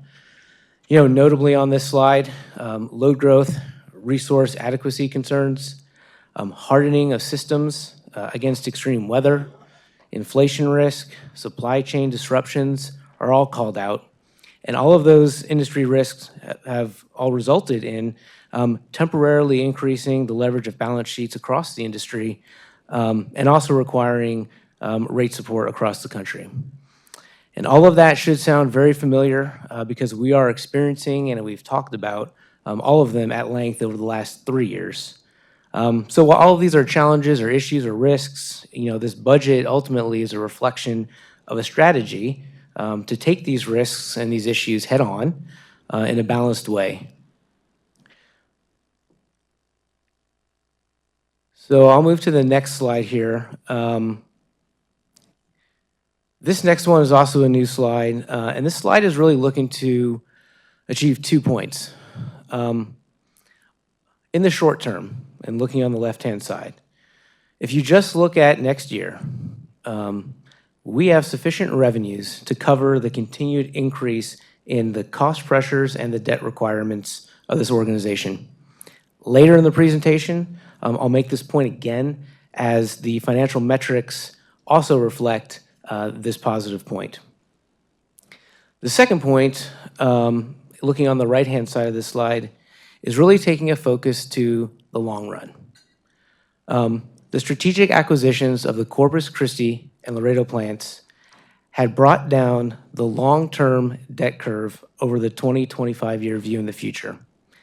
That one point and that point alone has been received positively by the rating agencies. And illustrated on this chart is the green line that reflects that particular leverage metric over that window of time, and the orange line represents the previous forecast. And the fact that you see the green line arcing down faster is the call-out point on this. So there's a lot on this slide, and I think I'm going to call out a couple more points before we get to the metric slide. The first thing that you'd ask is our total nominal amount of debt going up? And the answer that we've said in previous meetings is yes, it is. It's going up in particular to support all the initiatives that we've discussed that we need to achieve and to align with the board's direction, as Rudy had said earlier. The second major question is, do we have sufficient revenues to cover the increase in both the debt service that supports the total amount of debt? And the answer is yes, we do. We have strong organic growth in our own service territory locally, and that contributes to organic revenue growth, which we see in our forecast. And on top of that, we have the supplemental wholesale revenues that were enabled through the additional generation provided by the Corpus Christi and Laredo plants for the next couple of years. I think the third point I'd mention on this slide too, as we kind of foot stomp the benefit of the Corpus Christi and Laredo plants, did purchasing those plants as an all-debt purchase put a drag on our financial outlook? And I think the answer to that is no. In fact, quite the contrary. I can't overstate in any of these presentations the benefit the Corpus Christi and Laredo assets have provided to CPS Energy and by extension, our customers through that lift in additional revenues. And Elena made that point as well in her presentation too. And this purchase, in fact, displaced or took out of the future forecast of plants we otherwise were going to build, which has its own set of risks with it. So how much was this a benefit to us? In the 9 months since we purchased these assets, they have returned to the bottom line nearly $230 million net of fuel. So that's dropping to the bottom line. That's approximately 1/3 of the purchase price of those assets.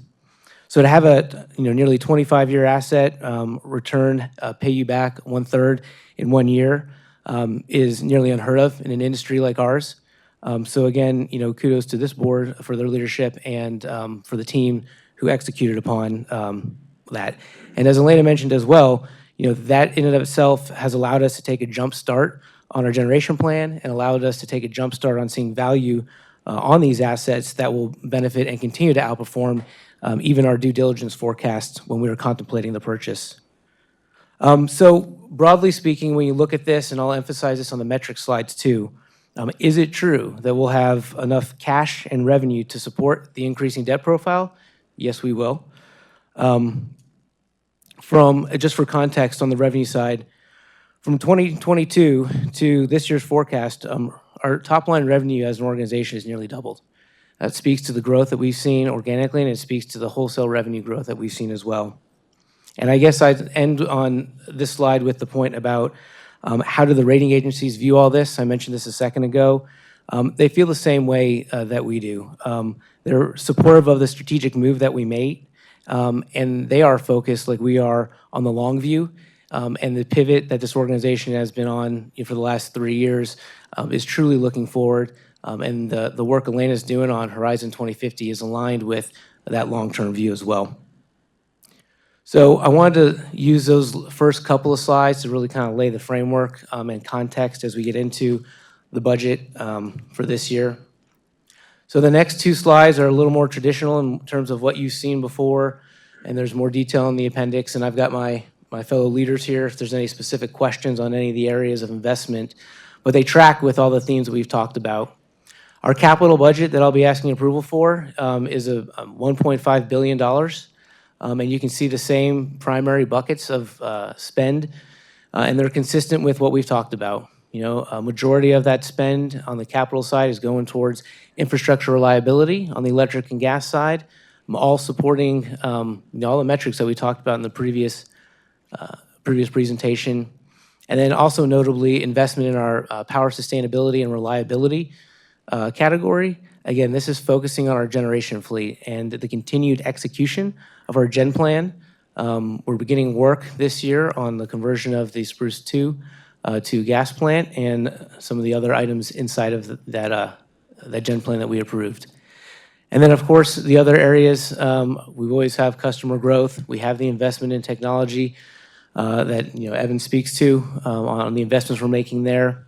And so all in all, this is the capital forecast, the capital plan that we'll ask for approval on. And then same view here on O&M. We have a forecasted budget that we're going to ask for an approval on of $982 million. Same categories that we've seen in the past, broken out. Labor is about 46% of that total O&M budget. As a percentage, that's almost exactly the same as it was last year. And so that is trending similarly. And again, the investment on the power generation side and resiliency continues to be in there. This is really the O&M components that we see in investing in our existing assets and the new Corpus Christi and Laredo assets as well. And again, the O&M components of all the other projects we talked about are baked into the technology line item and the infrastructure reliability line item. So that's a little bit more detail on where the dollars are going at a high level. I will close on this slide before we go to questions or ask for approval.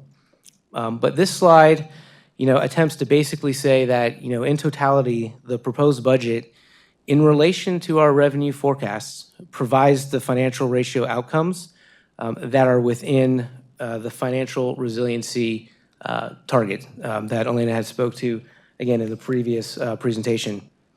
The ranges that you see, and Elena mentioned this as well, I'll just reiterate, in fiscal 25 column and in the green column that says fiscal 26, those are the same ranges that we had last year as well. I will note that the outcome of this budget that we're asking for approval does not include any request for a rate increase. However, and as we've said before, as we look to our fiscal 27 year, we will then wait to hone in on any timing recommendations or any amounts until we're significantly through fiscal 26 and we have actual performance that we can look at and then make a better judgment on.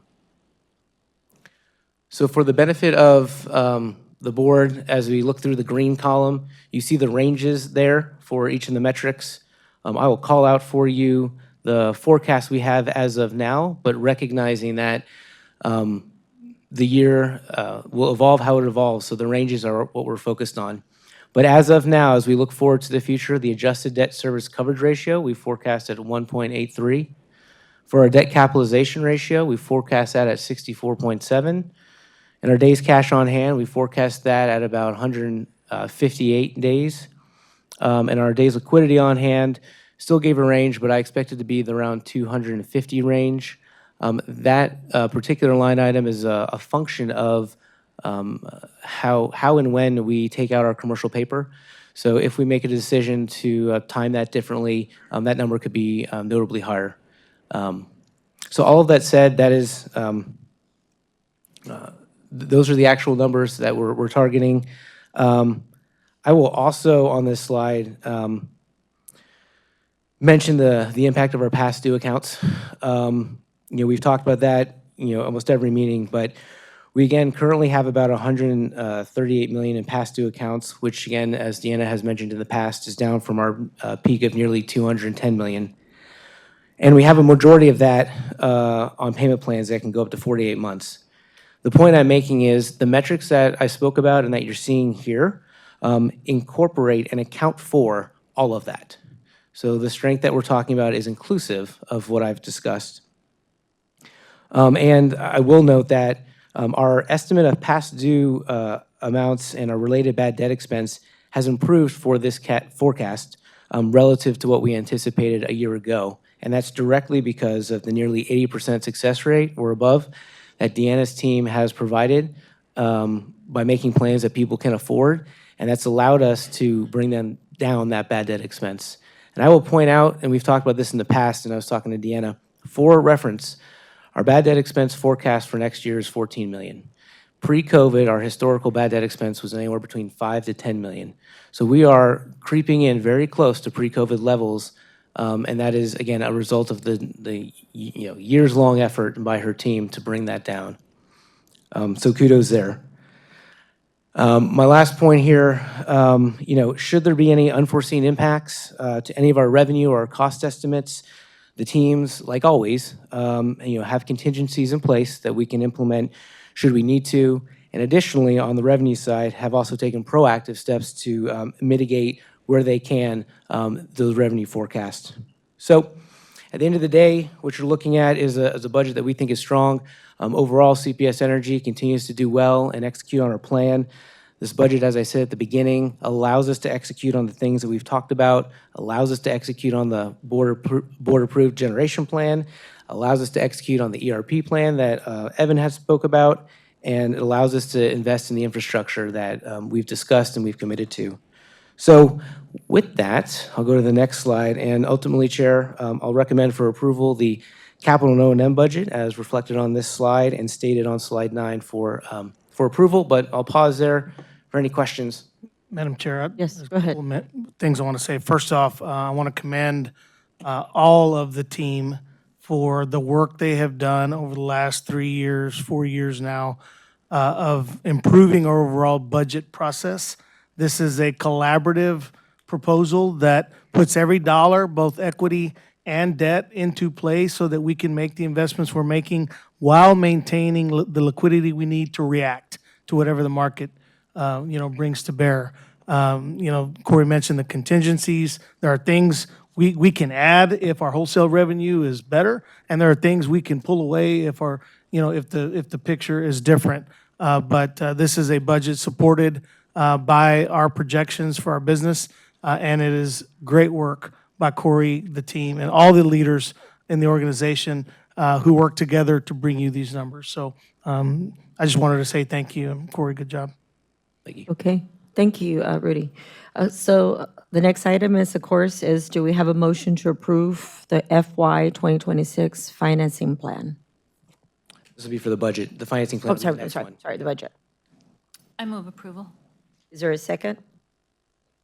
First by Dr. Romero, second by Dr. Mackey. The floor is now open for any board member for further discussion or comments. I have a short statement, if somebody else wants to go first. Anybody else have anything to say? No, I believe the floor is yours. Begin by thanking Corey Kaczynski, and you really have impressive financial expertise. Glad you're our CFO. I'll be brief, but the aspect of this fiscal year 2026 proposed budget I want to focus on is that we're being asked to bless a plan where the debt capitalization ratio, one of the big three metrics closely monitored by our three credit rating agencies, is expected to be 64.7%. This is, you just confirmed in your remarks, it's 67.4%. So please put up slide 5. I'm sorry, 64.7, yeah. So please put up slide 5 entitled Fiscal Year 2026 Budget Overview, a Step Forward. Disturbingly, on this slide, it can be seen that management is planning for our debt capitalization ratio to increase sharply in the years ahead. Indeed, Mr. Kaczynski, you confirmed to me recently that you're expecting our debt capitalization ratio to hit 69% in fiscal year 2030, even with planned every 2-year rate hikes baked in. Again, 60% is the threshold, so this is way out of kilter. Let me conclude by stating that although I appreciate Mr. Kaczynski's presentation and expertise, I'm going to vote against the proposal, against approval of the fiscal year 2026 capital and non-fuel O&M budget. I'm reluctant to support a budget that produces a debt capitalization ratio beyond the 60% threshold. A budget, of course, is a plan, and I can't sign off on a plan pursuant to which the excessive borrowing I'm so concerned about will drastically worsen in the coming years. And finally, Ms. Ramirez, I'd appreciate it if the minutes would reflect the reason for my negative vote. Thanks, and that's all I have at this time. Thank you. Any other comment? Mayor?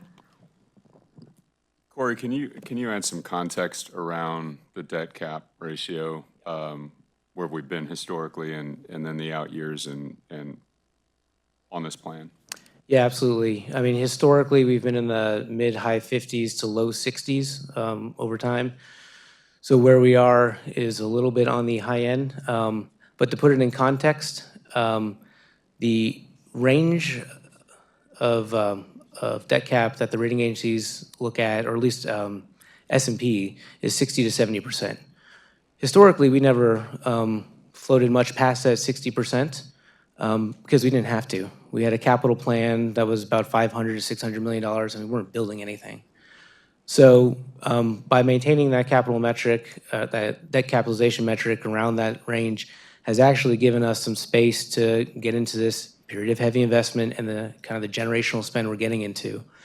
So the generation plan approved by the board in January 23, Mayor, in order to execute that plan, the debt cap in that estimate, we envision to get up close to 70% or around that range. Obviously, with such a long time period, could be a little bit over, a little bit under.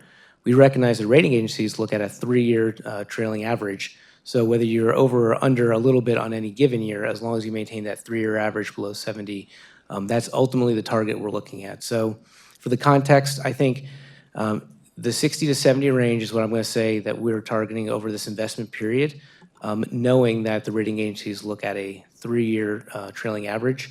To the extent we can outperform the forecast, we will. An example of that was buying the Corpus Christi and Laredo assets. That was the first big thing we did.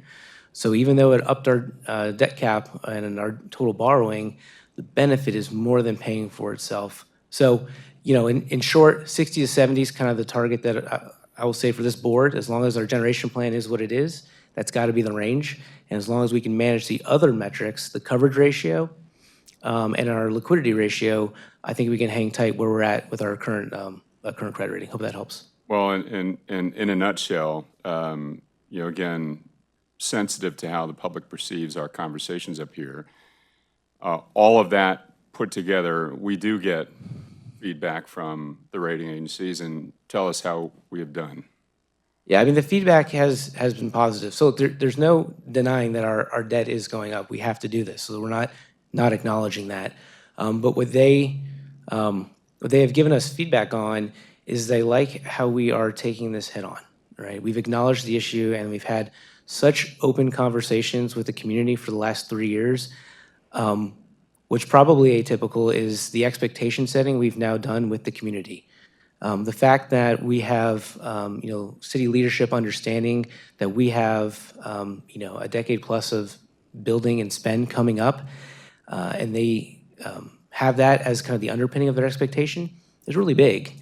And the fact that we've also communicated that some level of regular rate increases are necessary to support that, whether the cadence is 2 or 3, whatever, I mean, it's regular, that's helpful. And they see that. And that's kind of the feedback we hear back is y'all have done a positive job of the kind of stakeholder communication. And, a large portion of what they judge is expectations. You gave me the long answer. I was looking for the short answer. Yeah. I'll try again. We're happy, well, sir. My point That's is, his passion there. the point is, every public utility, especially in Texas after 2021, was an ox in a ditch. We've had some pretty challenging experiences getting us back on our feet. I think we've done that quite well. But in terms of how the rating agencies look at us, they look at us as a stable investment, which is new. Wasn't the case in the immediate aftermath of those last few years. And again, the irony here is that we're in a period of tremendous growth in demand, capacity, and transformation. The industry is evolving. We can be penny wise and pound foolish, so we can meet those metrics, make them, as sharp to the curve as we possibly can. And if we do that, we're going to find ourselves 10 years from now in the same ditch that we were in a few years ago. I don't want to do that to this community because that will also drive up their rates. The benefit of us being smart about the investments that we're making, so long as we have political and public leadership, is that we can avoid that fate. And, the positive irony in that is that as we invest in these assets, we stay ahead of it. We're actually driving down the costs that are borne on the public that owns this utility in the form of rates. And so, I get it. We always want to be closer to, zero debt as possible. But if our interest is living up to our values of affordability, having the lights remain on in Texas, being a reliable and a sustainable organization, we've got to make the investments. We're doing that in a smart and strategic way. We're covering our debts. And so this is a good plan. You've been aggressive in the investments, but that's why we are now a strong utility, whereas 3 years ago, we probably couldn't say that. Thank you, Kara. I want to close with, can you explain a little bit, because one of the first questions I asked was, what's our risk mitigation plan, right? What is a contingency plan if we're not going in the right direction? And, well, I think you mentioned it already, but I just want you to, again, if you don't mind touching upon that. I'll give the super long answer for you. Thank you. I will be brief. I mean, on the revenue side, Benny's team in the ESMO area have done a really good job taking the additional generation we have and putting in a strategy to give certainty to that revenue, that wholesale revenue that we anticipate in the forecast. So what I mean by that is they're getting in place kind of short-term, mid-term deals out for the next summer and kind of beyond at premium pricing. But that's a different strategy than just having extra length, extra generation on any given day in the summer and hoping that the price is high. We've made a lot of money that way, but that's not really a path of certainty.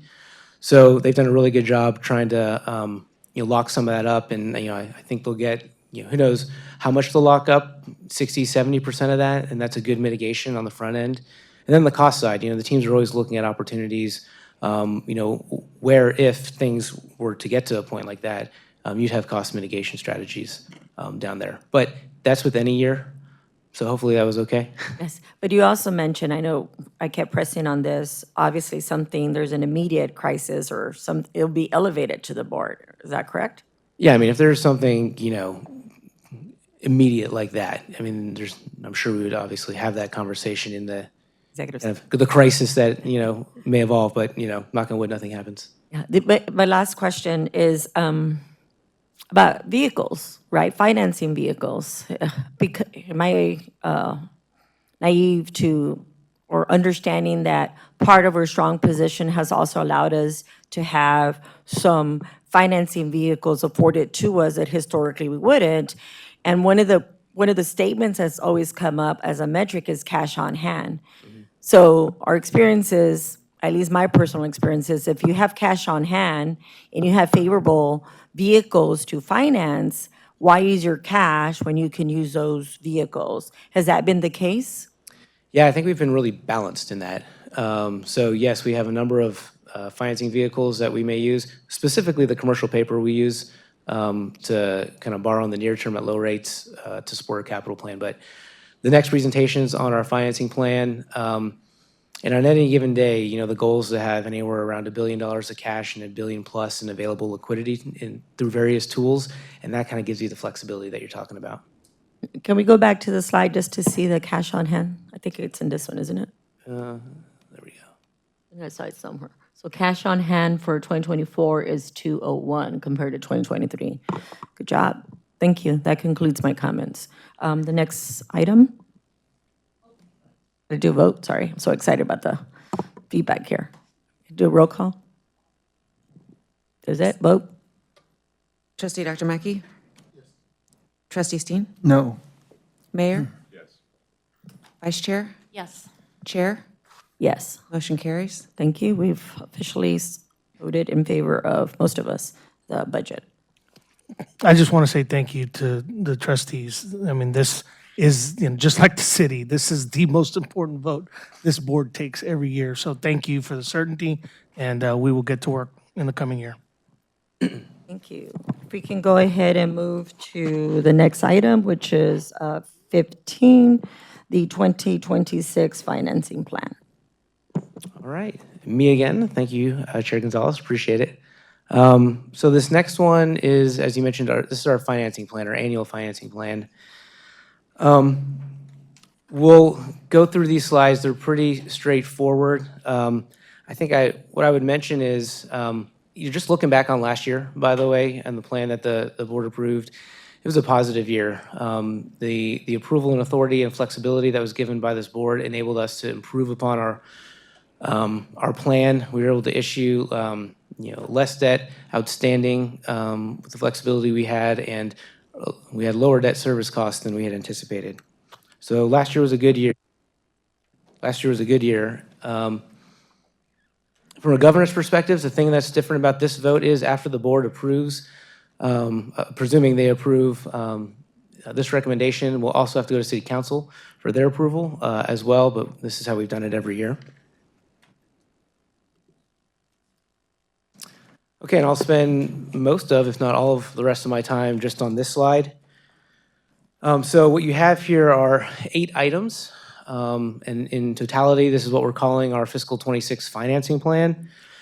This page represents a few things. This is a financing plan that supports the budget that we just took a vote on. This financing plan also, to your earlier point, Chair Gonzalez, enables us to have the tools and flexibility in place from a liquidity perspective, which is an immeasurable benefit. And also, there are transactions on here that give us flexibility to optimize our debt portfolio. In other words, have an opportunity to potentially lower our interest costs through refundings. So that's ultimately what we're wanting to achieve through this plan. Everything on here was contemplated in the numbers that I shared on the previous presentation for reference. And to simply just kind of break down the slide into the three buckets that it is, the top bucket for anyone watching are what I would call standard authorizations.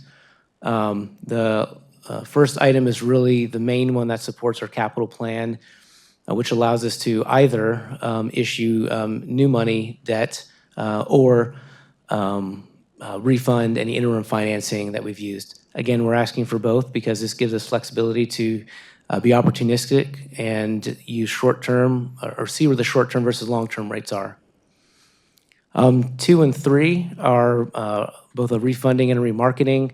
These are opportunities for us to either lower interest costs for our customers, and in the case of number 3, this is a variable rate debt that would fix out at a higher interest rate, and we want to remarket that prior to that date since we can get a lower interest rate. Number 4 and 5 are related, even though one's under standard and one's under new authorization. Item 4 is really about supporting that commercial paper program that the board has supported us on. Of the $1 billion existing, we have $250 million in our Series C that's expiring. So they're all staggered, the various series, so we want to renew that tranche, and so that's what that one is about. Furthermore, number 5 is also a request to increase the commercial paper program by another $250 million. I talked about this maybe a year ago. As our capital plan increases over time, the goal is to have this grow, with it in kind. And so that's what this $250 million does in support of the $1.5 billion capital plan that was from the previous slide. And then the other items are recurring authorizations. The extendable municipal commercial paper was an item we discussed last year. This is an item that we need to continue to take annually for approval. I recommend this because this, to Chair Gonzalez's point, is one of the additional tools that gives us flexibility from a liquidity perspective. And then number 7 and 8 are items that you've seen in the past. Number 7 is the tendering of bonds, which is just an opportunity to buy back bonds and hopefully issue at lower costs. We've done this before in the past, twice on the Winter Storm Uri bonds. This is really up to whatever the investor sentiment is, but we've been successful over the last 2 tries on this, so we're going to give it a go, and this will allow us the flexibility to do that. And then refunding of the BABs, the Build America bonds. We've discussed this in previous years. There continues to be risk associated with the subsidy that we get from the federal government. So to the extent we can take these out and just refund them without that, we want to do that. There have been examples of other utilities doing this over the past year, and we want to, have that flexibility should that happen. Part of this recommendation, is TBD, so we'll continue to update the board. But it has a very short overview of the various items. While I spoke to them quickly, that is a lot of work for our teams. They work hard getting all this done over the course of a year. But I will pause there if there are any questions. But ultimately, I would ask for the board's vote and approval of these 8 items. Okay, let me start with, do I have a motion to approve the FY 2026 financing plan? Motion. There's a motion first by Dr. Romero. Is there a second? Second by Dr. Mackey. Does the board have any further discussions before we vote? Go ahead, Mr. Steen. Anybody else want to go first? Again, thank you, Mr. Kaczynski, for your presentation today, and also for your willingness to visit with me in advance about this subject. Let's return to the debt that CPS Energy is carrying right now. It's $8 billion, correct? It's a little bit under, about 7.7, 7.8. We rounded off to $8 billion? Yeah. Okay. And is it true that our total debt 3 years ago was $6 billion, so that since then it's grown by 36% or more than a third? Would that be right? We were about $6.5 billion in fiscal '22. Our asset base also continues to increase at a faster clip than that, though. Okay, you've stated that you expect CPS Energy's debt to rise to $8.6 billion in the coming fiscal year, right? Approximately, yeah. That's reflected in the budget conversation from the last presentation. And I think that would mean that our debt has grown 43% in 4 years. I'll take your word for it on that, but You're I the was- math person, but Well, I guess the point I would make is even though the debt is increasing by $1 billion, our asset base is increasing by $2 billion.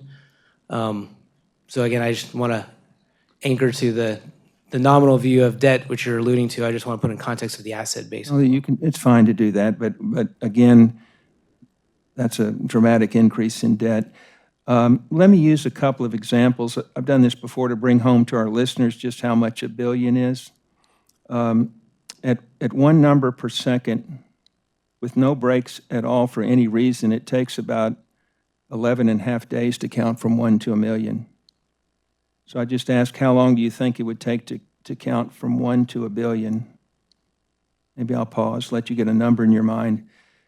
Well, you can forget about the number of days because it's easier to express in years. It would take 32 years.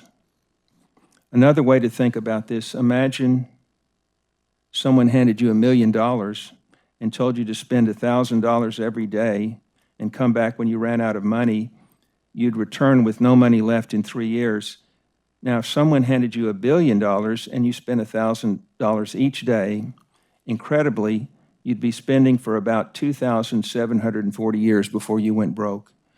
So I return to that number our CFO has just confirmed. $8.6 billion is the amount of debt CPS Energy will carry on its balance sheet in the coming fiscal year. Mr. Kaczynski, for the fiscal year that ends today, the total debt service for CPS Energy is about $520 million. Yeah, round it up. Right, so CPS Energy's fiscal year 2025 annual payment to financial institutions and bondholders for principal and interest exceeds $500 million. And we've talked about this, but assuming your financing plan will be approved by the board today, we're going to see a debt capitalization ratio of 64.7% in fiscal year 2026. And then you've talked about the debt capitalization ratio rising to 69% by fiscal year 2030. And I'll repeat for emphasis, our debt capitalization ratio, a leverage where lower is better, continues to exceed the 60% threshold. And, you know, I'm disturbed that it's going to increase to 69% in fiscal year 2023. So I appreciate your well-thought-out financing plan. It includes standard refunding or remarketing efforts that'll result in substantial savings or risk mitigation for the company. The problem for me is that you've wrapped all of this into one package on which we're being asked to vote yes or no. So while I do approve of a number of actions you're proposing, I can't support a comprehensive plan that's purposely taking CPS Energy down the path to being over-leveraged. And I want to be clear, I'm not saying that today CPS Energy is over-leveraged. I'm saying we're going down the path to being over-leveraged. And for those listening today, let me explain that a company is said to be over-leveraged when it has too much debt, impeding its ability to make principal and interest payments and to cover its operating and other expenses. The concern with over-leveraging is that it can lead to a downward financial spiral, resulting in the need to borrow more and more. What's remarkable is that most companies that get over-leveraged often slide into it, but in this instance, I fear CPS Energy is actively planning and taking the company in that direction. In some, I'm concerned that what's being proposed overall is not financially prudent, and I'm opposed to it. And in closing, Ms. Ramirez, I'd appreciate it if the minutes for today's meetings would reflect the reasons for my negative vote. Thank you, Madam Chairman. That's all I have at this time. Thank you, Mr. Steen. Mayor? I started counting. And my conclusion is that Elon Musk has too much money. He's not Yeah, able to spend a lot of money. I would agree.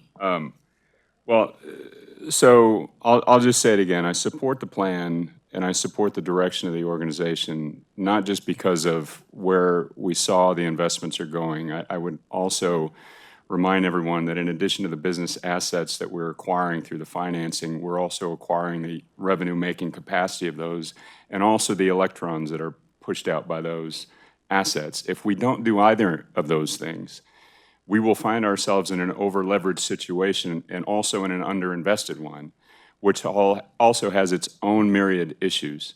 So, you know, we are in the midst of an incredible growth of this organization's demand in terms of its customer base, as well as the demand for each customer places on our portfolio. And we're in a period in which we're overcoming some years of underinvestment, both in terms of transmission lines and capacity, but also the generation assets themselves. So we really have two paths to go down. One is to continue to do what we were doing in the past, and we're going to find ourselves on a cliff with respect to revenue-making ability and the fact that we're going to have to put double-digit rate increases in front of our customers to overcome it, or we can make strategic investments along the way, and that has the benefit of staying ahead of the capacity needs of a growing region. I choose the latter, and that is because it will allow us to maintain our values as an organization, both in terms of reliability, but also keeping this organization's rates affordable. So I'm for the plan. If if Trustee Steen would rather us vote on each aspect of these individually, I would be happy to do that as well. But this whole package is a sound one to me. Thank you, Chair. Quick question. Does the financing plan account for net new growth, net new customers, both high-load users as well as just small business as well as residential? Yeah, the forecast I mentioned, when I spoke about organic growth, I was referring to just our local community. So we approximate 25,000, give or take, new customers. That's both residential and commercial industrial, so they're accounted for. So those are net new? Yeah, they're net new, and the revenue is built into the revenue forecast. Okay. So I just wanted to make sure that it's not just, the financing plan is not just about existing, but it's again anticipating that net new, potential new revenue will help finance everything else that we're doing. And to connect the dot to the revenue, the particular metric that gets on exactly what Trustee Steen and the mayor mentioned is the adjusted debt service coverage ratio. That specifically, if there's a concern about having revenue to pay the debt service going up, that is the metric you look at. The floor on that one would be 1.5. We've targeted to stay above 1.6. So as long as there's sufficient revenue to pay that particular debt service number 1.5 times, that's where you could see if there is concern or risk around having revenue to cover the debt service. So I just wanted to connect that dot to the previous one. Okay, thank you. I think those are all the, Dr. Mackey, sorry about that. Mr. Kuczynski and Mr. Garza, I'm proud of the direction that CPS Energy is going. We're having to deal with the growth, transformation, being a progressive business, innovative, affordability.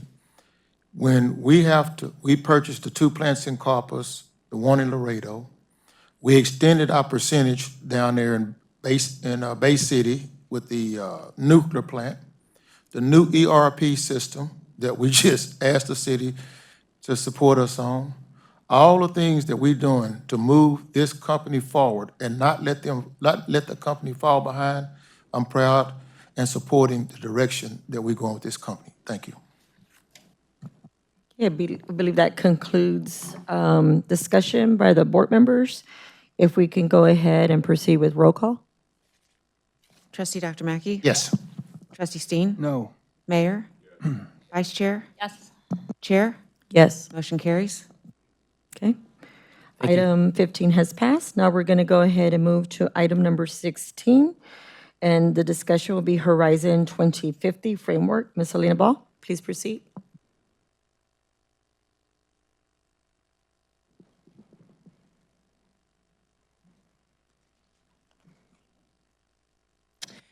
Good afternoon. Today is the culmination of several months of work around establishing a strategic framework to guide the utility over the next 2.5 decades. So today, I'm going to share the updated Horizon 2050 strategic framework. The updated framework is inclusive of robust stakeholder engagement in our community with our customers as well as our team members. And then we'll share our refresh cycle and how we're going to establish milestones over the next 2.5 decades. So our goal today is to seek your input and into our long-term strategic direction, and certainly appreciate any changes or adjustments that you all see. So this is the updated framework. You'll see reading from top to bottom. First up, we have a new vision for the organization. That vision is empowering our community for generations. The vision has been very well received by stakeholders. The notion of the vision is that we both literally power our community, but also we are key. You know, our general fund transfer, our return to the city, is a key component in funding important community services such as police, fire, parks, rec, and a number of other critical city services. Additionally, as we shared in our previous presentation, more than 70% of our spend as a organization falls into our local community. And so that's really a beneficial connection to our community where we're reinvesting in businesses in order to effectuate the mission of the utility and lifting up those in this community. Our mission, we have to safely power our community with reliable, affordable, and cleaner energy.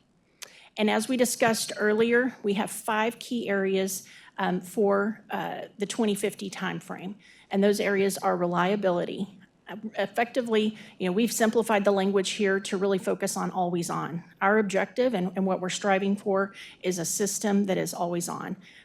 More and more of our lives are tied to electrification as well as natural gas, and we understand the importance of ensuring high reliability and having a resilient system to weather extreme events. The next category is value, and value, as we discussed earlier, is really a two-pronged. One is literally about ensuring our prices remain affordable. It's very critical for us. We've heard loud and clear from our customers, the 2 top priorities are reliability and affordability. The second component of value is ensuring that we're offering options and services and improving our customer engagement. And ultimately, we want to ensure that our customers have options that they could that they could get in any kind of retail competitive area. Cleaner energy is the next category. We've focused on a balanced approach to reduce our environmental impact and a focus to reduce our carbon intensity and lessen our impact on the environment over the next 2.5 decades. Financial strength is an internal measure, and as Corey just covered in his presentation, all of the things that we're embarking on as a utility are enabled by a strong utility. A strong utility is critical for us to serve the community. It's also critical for the health of our city as well. And so it's important that we're prudent with our investments, that we maintain competitive prices, and that we are making decisions for our community that are wise investments. And then lastly, team excellence. We get all of this done through our team. It sounds cliche, but our strategic advantage, you know, what moves this utility is our team. And so we've aligned to developing our team to drive innovation and deliver excellence as one team. Our values have not changed. We've got accountability, integrity, excellence, safety and well-being, transparency, and one team. So our intent, I want to make sure this is very clear. We are under our Vision 2027. We are going to execute 2027, and we are beginning to plan for a Vision 2030. Our intent is to always have a 5-year look with milestones and initiatives to guide the organization. The reason that we're looking out to 2050 is actually, really it's tied to the conversation we just had about metrics.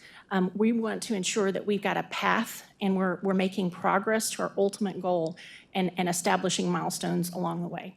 So while you're considering this framework today, I do want you all to know that it's going to be a living document. We're going to continually bring this back and make sure that it's still relevant. We're going to continue to keep the pulse of our customers and our stakeholders to ensure we're working on the most important things. And we'll continue to have ongoing stakeholder engagement in the community. So with that, I will pause and take any questions. Question, Dr. Romero? Thank you for talking to me on this, and I appreciate, I think there's been a change to team excellence, because I felt like it wasn't, I don't know, scoreable enough to the community, so I think that's helpful. And I don't know if we talked about the cleaner energy one. I have a problem living with this box for the next 5 years for a couple of reasons. Cleaner energy, I feel like, has become a completely devalued term. Not that you intend it that way, but the way some people are talking about it. Coal is clean energy all of a sudden. So I'm not comfortable with the word. A balanced approach to reduce our environmental impact. I feel like it's for so much more than that now. I feel like it's for us to join with the movement towards a renewable market. And if we weren't doing that, it would not just be morally reprehensible, it would be fiscally indefensible. And based on something you said, I wondered if instead of cleaner energy, the title could be reduced carbon intensity.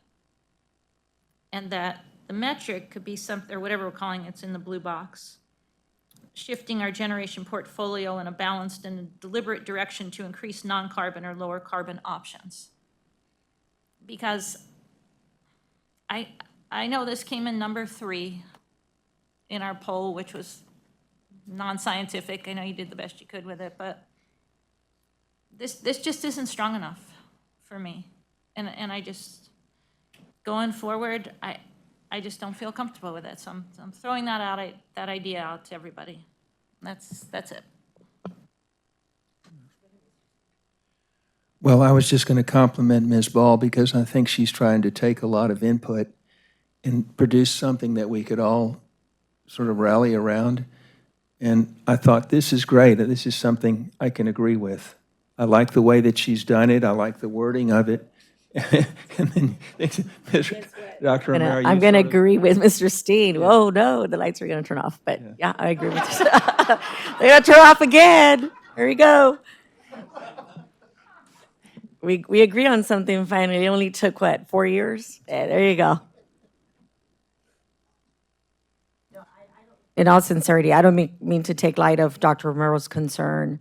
I will say that that's the beauty of her being on the board, and that's going to be the beauty of her now being the incoming chair, that she will be that voice that, regardless of headwinds, that will continue to remind us of our responsibility to Mother Earth and do things, right. But I do, where I agree is that it's hard to please everyone, but normally, for me, naturally, technology-wise, and everything that's going into clean tech would impact the environment in a positive way, and that's my hope. I don't see it from a political view. I see it from a technology innovation view, and everything that we're doing today and everything that we're looking to be creative would naturally have a big impact on the environment. And so that's just my humble opinion. I, again, don't make things light, but I do believe strongly that in the direction of our investments and in the direction of future investments and partnership, that the results that my colleague to my left desires will happen. And again, whether it's clean tech or sustainability, if we're committed, the majority of us, to making those investments to address her concern, then I'm committed to that, Dr. Romero. And if I could make just one clarification, if that might help the conversation a little bit.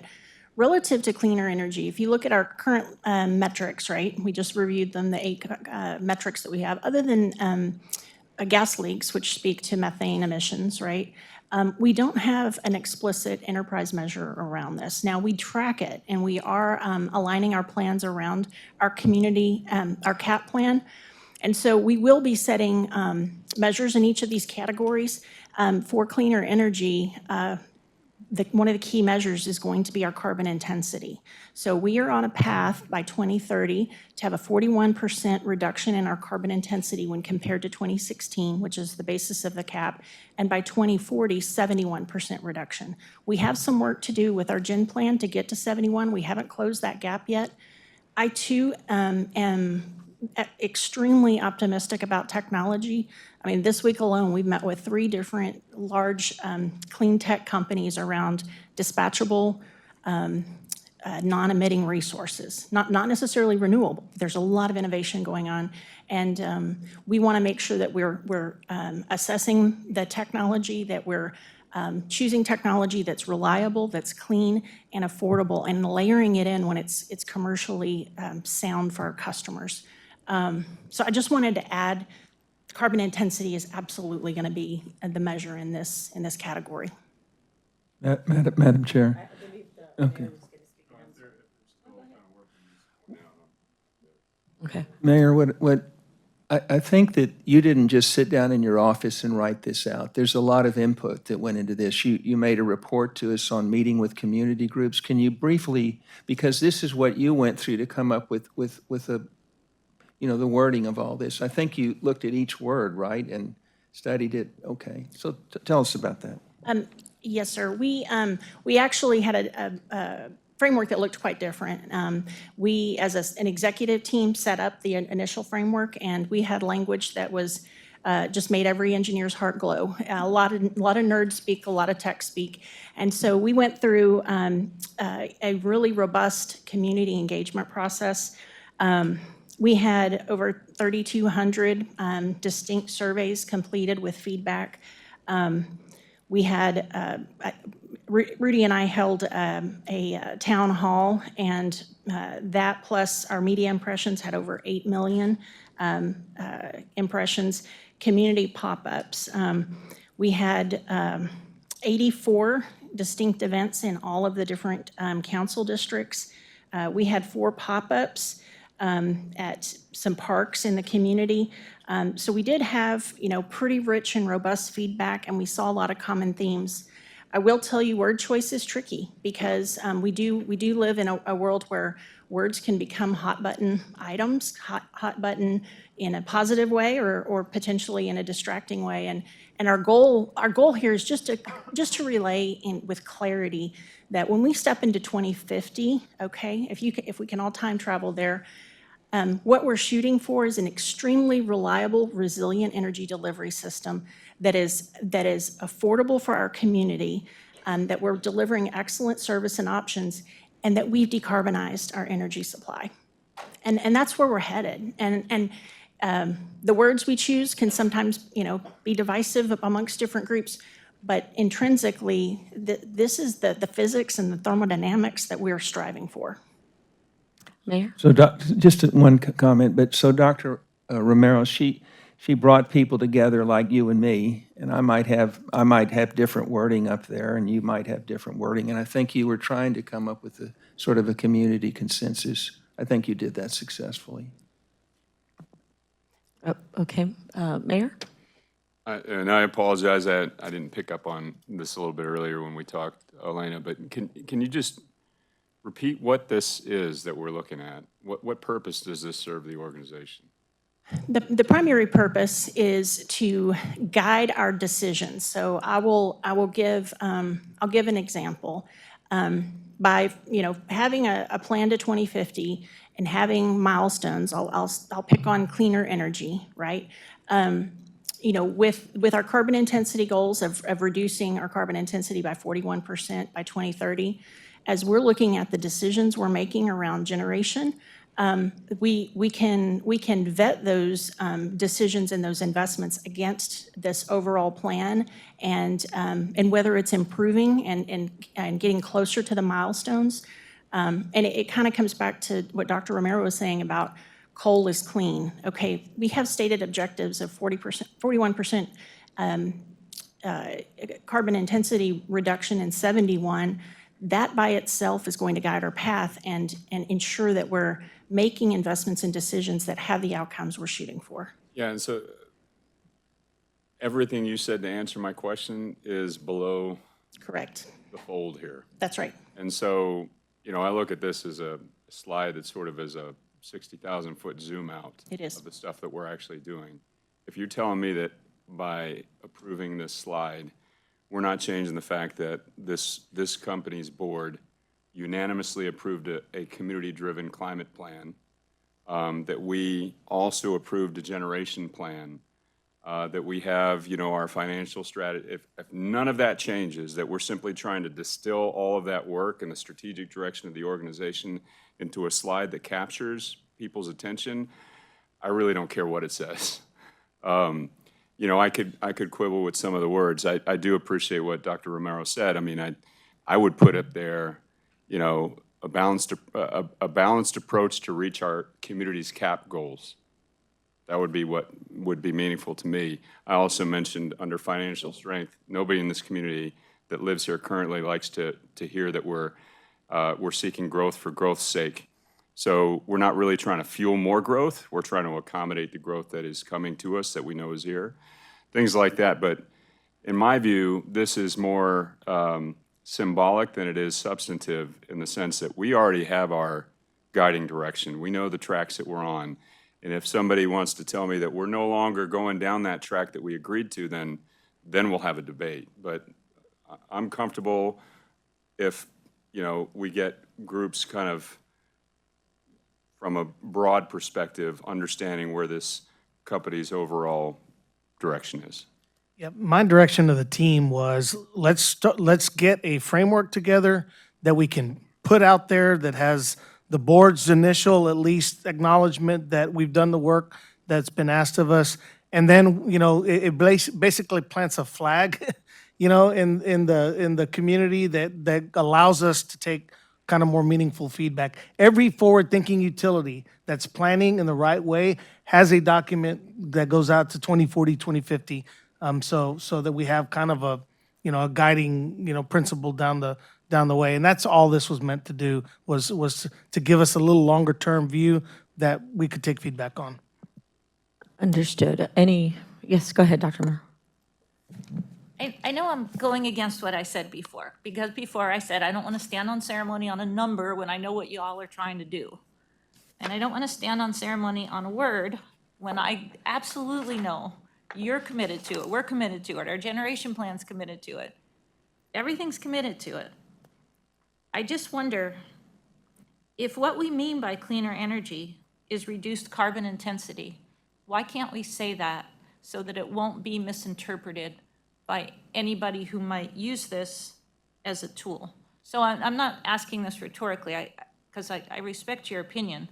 If we were to keep the blue box the same, although I still think it's not just about environmental impact anymore, but if we were to keep that the same, and instead of cleaner energy, it said reduced carbon intensity, I wanted to know if you think there's a cost to doing that, or if that would be a misstep in any way, or what the other trustees think. Because to me, if that's not what we mean, then I'm not in on this plan, and this plan doesn't reflect what we all are doing.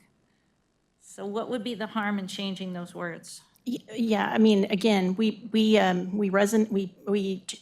all kinds of different words we tested with our different groups, and these words resonated best with customers. But this is our document. We can change words, and so a couple of things relative to cleaner energy. I mean, we could make the change a balanced approach to reduce our carbon intensity or carbon emissions instead of environmental impact. That's what we're saying. We do want to look at it more broadly, though. I'll be honest. I mean, we want to look at Scope 1, Scope 2, Scope 3 emissions. Water, we think, matters as well. And as we've talked a little bit about, many larger natural gas distribution companies are setting ambitious goals around leak reduction, not only of their operations, but upstream, to mitigate methane as a greenhouse gas as well. So while carbon is the vast majority of what we're focused on, we do want to focus on some of these other aspects too. I would be very happy with the change that you just said. Okay, thank you. We'll make it.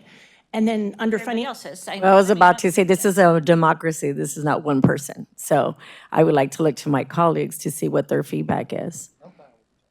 Mr. Steen?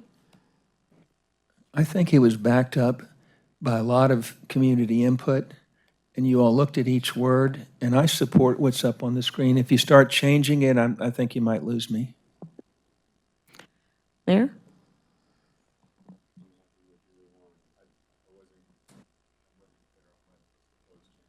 I wasn't clear what the proposed change was. Dr. Murray, you want to clarify what the proposed change? To reduce our carbon intensity instead of to reduce our environmental impact. Or we could have both, because if you want to get at the things you talked about with methane and water. okay. Would be I happy. feel like, to me, But then we can be that about everything else. I mean, I think I respect, I understand, but our role is to get majority feedback and support something, and then individually through the process, we can say no. We can vote no against things. I kind of go back to, we could all look into something in here and say, well, innovative is too broad, it's not specific enough. That's something I'm against because innovation is expensive. I mean, I don't think we should, despite our strong convictions in certain areas, we need to look to the majority of what people say. And this is a voting process. If we can't get a collective consensus that we cannot, I'm not against terminology, but we cannot, in my opinion, go against the governance process. So we take a vote. It either it gets supported or it doesn't get supported. The only thing I'll add is, so we live in an era where words become dog whistles. If we're not changing substantively anything that we're doing here, my hope is that whatever we do expands the tent of people who will be on the inside with us as we do it. So, you know, if whatever it says up there gets more people to buy in with CPS Energy's strategic direction as opposed to less, I'd be in favor of the more. Well said, Mayor. Well said. At this point, I think that if there's no additional comments, go ahead. You know, I won't make a motion to change it. I am very sadly going to vote against this. And I hope people realize I don't stand on ceremony on words. Yeah, like the mayor, yeah, there's lots of words. We could sit around here all afternoon and talk about words. This is too important to me, more importantly to the city, to the world. I wanted this to be better. It's mediocre to me. And I appreciate all the work you did that's into this. But I just want, and I'm not trying to convince anybody anymore, but this was very important to me.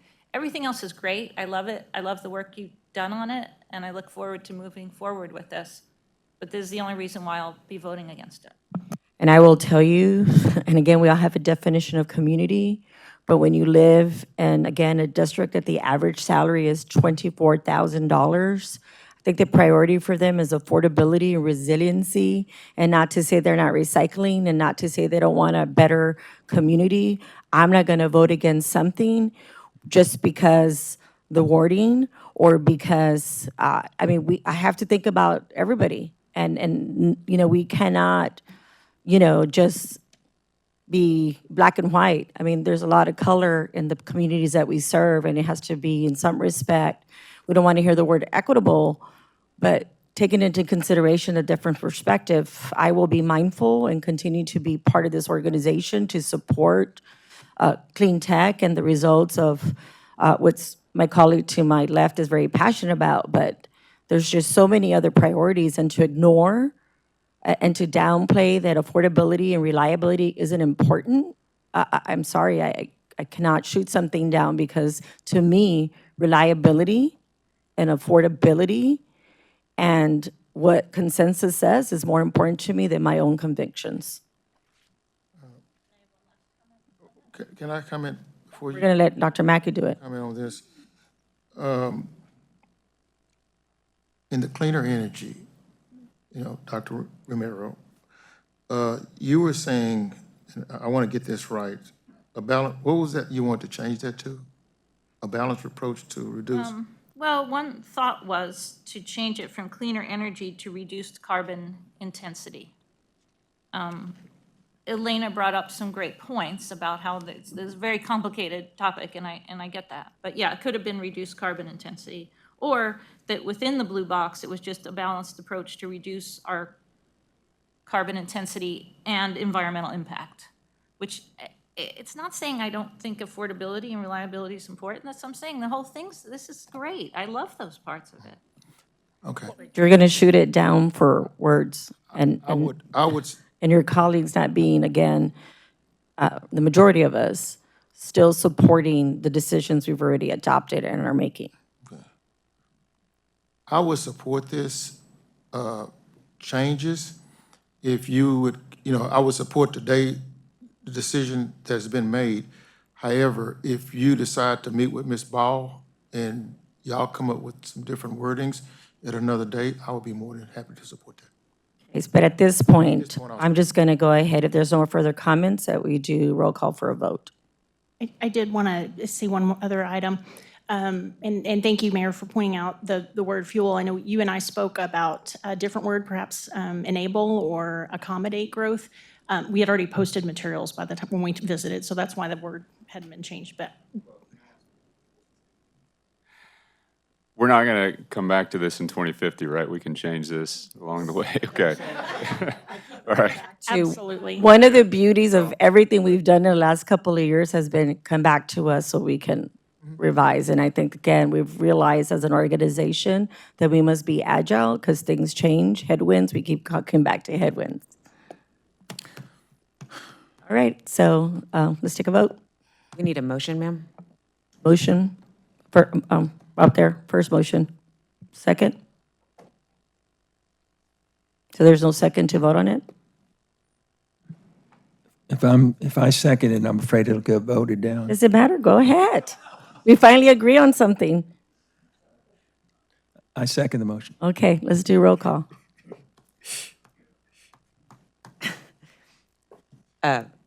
Trustee Dr. Mackey, Yes. Trustee Steen, Yes. Mayor, Vice Chair. Yes. Oh, sorry. My vote is no. Thank you, ma'am. Chair. My vote is yes, and yes, and Motion yes. carried. Before we go into that, I'm thinking about Henrietta LaGrange, stand up for what is right, even if it means standing alone.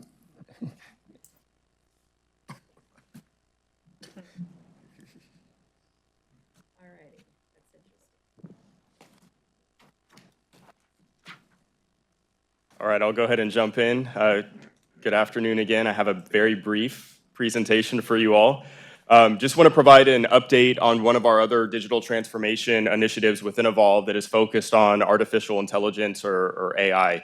I'll touch briefly on our current landscape and roadmap, and then really just want to focus on a lot of the policy work that our teams have been focused on over the last few months. I did provide an update to the board back at our risk management committee meeting that took place in early November, just to make you all aware of some of the work that we're doing in the AI space. I do want to start by just providing some background relative to our existing use of artificial intelligence. This is a technology that we've been deploying and put in use across our organization for a number of years using various types of technologies, things like machine learning, robotic process automation or RPA, and others. You can see a handful of use cases here that are currently deployed in production and are used every day across our operational teams, and they're really aimed to improve efficiency from an operations perspective. As we think about our AI strategy, and as we've all seen in our personal lives and more broadly across the media, generative AI has certainly created quite a bit of disruption, and we certainly recognize that any form of new emerging technology like generative AI can bring quite a bit of value, but also often can bring associated risks as well. So as we put together a plan to address the emergence of generative AI, we brought in a number of different external partners. You can see them listed here to help inform what we were thinking about in terms of generative AI. We also looked internally across our operational teams to really identify some potential use cases for this technology. I also here want to call out the thought leadership that Chair Gonzalez brought to this discussion as well, and really pushing us to be thoughtful and proactive in terms of the impact that generative AI can have on our operations. So to address this, we put together an AI framework that is very much anchored to our broader digital governance. And I spoke earlier about a lot of the progress that we're making as we move our digital transformation forward, but investing in technologies like AI is certainly an important component. So as we put this framework together, we identified 3 primary areas of focus. The first is strategy, second, governance, and finally, operations. And again, as we've done with many of our technology transformation initiatives, we identified a cross-functional team, a working group to support each of these initiatives. One thing I want to call out here is we have quite a bit of engagement from security, ethics, compliance, our legal team working in close partnership with our technology team, as well as our various operational areas to support all aspects of this AI framework. This roadmap was put together in late calendar year 2023. We identified a handful of milestones that we wanted to focus on, and I'm pleased today to share that we have progressed on schedule across these milestones. That started with putting the framework and working groups together that I mentioned, coming up with some potential AI use cases and putting those into pilot. We've been very focused on developing an AI policy, and now we're looking ahead at how we can transition this into operations. So I'll spend just a minute here on the policy that we've put together. And again, this was developed in partnership with a lot of external input, as well as our internal subject matter experts. So as we thought through the scope of this policy, which was included in your packet, we really wanted to ensure that we had a framework that was focused on ethical, responsible, and compliant development and use of artificial intelligence systems. We also recognize that this technology is evolving rapidly. So a key component of our strategy as it relates to generative AI and the policy that we have put in place is to come back on a recurring basis, likely every 4 to 6 months, to take a look at what has changed in this space and make sure that the framework and the policy that we've put together is still applicable, or if we need to make any changes that we would do so following our internal processes accordingly. One of the other key components of this policy is laying out a process by which any team member across the organization can submit requests for the use of generative AI. So a key component of our overall technology governance is our Architecture Review Board, or ARB. Again, we have representation from not only our technology teams on the ARB, but also security, compliance, and many other areas. So any request for the use of this technology goes through that formal governance process to make sure that we're really vetting what the use case is, what data will be leveraged, where that data will need to go to get to whatever the potential business outcome is that is being proposed. So I feel really good about the work that the team has put together, and really proud that we've been able to develop this Gen AI policy. The other thing that I'll mention is we're rolling this out across the organization. We also recognize that the policy alone may not provide all of the necessary context for our workforce. So to complement this policy, we have put together and will be rolling out employee training and awareness campaigns to make sure that every individual in the organization has the context to effectively understand what we're laying out in this policy. So with that, I do welcome any questions, but would like to ask for the board's support for our continued use of AI, and specifically the management's development of our generative AI policy to really help accelerate our digital transformation and find additional ways to improve operational efficiency through the use of technology.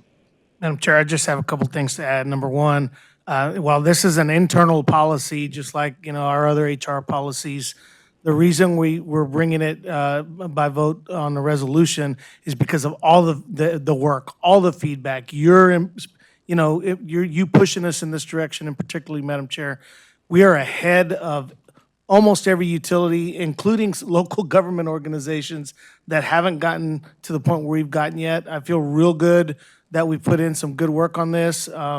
AI is great and next gen, but also has a lot of risks that we have to manage for the business, and I think this moves us in the right direction. So the resolution is just an acknowledgement that the board has had a role to play in this conversation, and we appreciate it. Thank you. Open to anybody having any comments or feedback?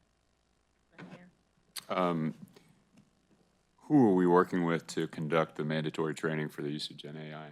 So we're leveraging some various tools that we already have deployed in our ecosystem, things like LinkedIn Training, Precipio, and others. So we're partnering with our people and culture team to look at the tooling that we have. And where we do need to supplement it, we'll be looking at some of our other technology partners to bring some of that content to us. Okay, because I assume that then that whoever's supervising the training component of this is going to have to be that much ahead of the evolution of Gen AI to make sure that they're being trained appropriately. Yes, sir. And the working groups that we put together to support this process will continue to remain in place with key focus on ensuring that we're keeping up with the technology as it evolves. Okay. That's what I was going to say, Mayor, with the way things are evolving. You can get trained today and tomorrow it's antiquated. So I think what's most important is that there's a training component or easy access to videos already for self-training. Because this is, again, there's a lot of talk about it, the actual case studies and the actual application internally as policy, both how employees use it and how our vendors use it and then how we're going to incorporate as a whole is still uncharted territory, but this is a good beginning. Okay, if there's no more further comments, if we can go ahead and Move to accept this. second, is there a second? I second. Okay, so we could do roll call. Trustee Dr. Mackey? Yes. Trustee Steen? Yes. Mayor? Yes. Vice Chair? Yes. Chair? Yes, Motion carries. thank you. Thank you. Woo, okay.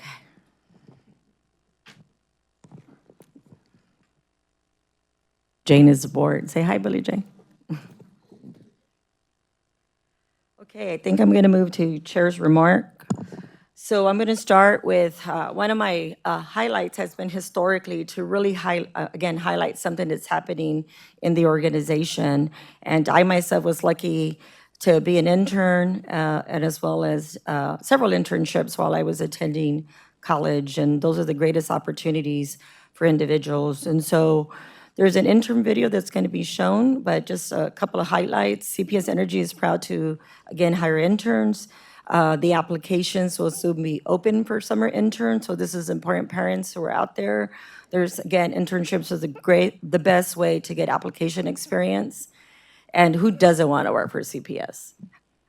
Please talk to, again, your college students. If you're a teacher, if you're an advisor, this is, again, a wonderful opportunity. The applications will open February the 2025. That information will be on the website. Again, summer internships will run through June through August 2025. This summer, we will approximately host about 47 interns, and they'll learn an array of different items and work with teams and departments. This support, again, this internship supports the Vision 2027 goals of attracting and retaining talent.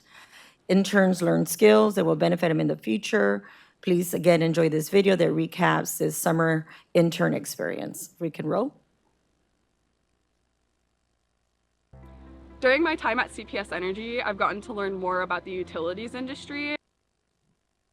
I took two things that I love, dancing and dogs, and I made them into a successful business.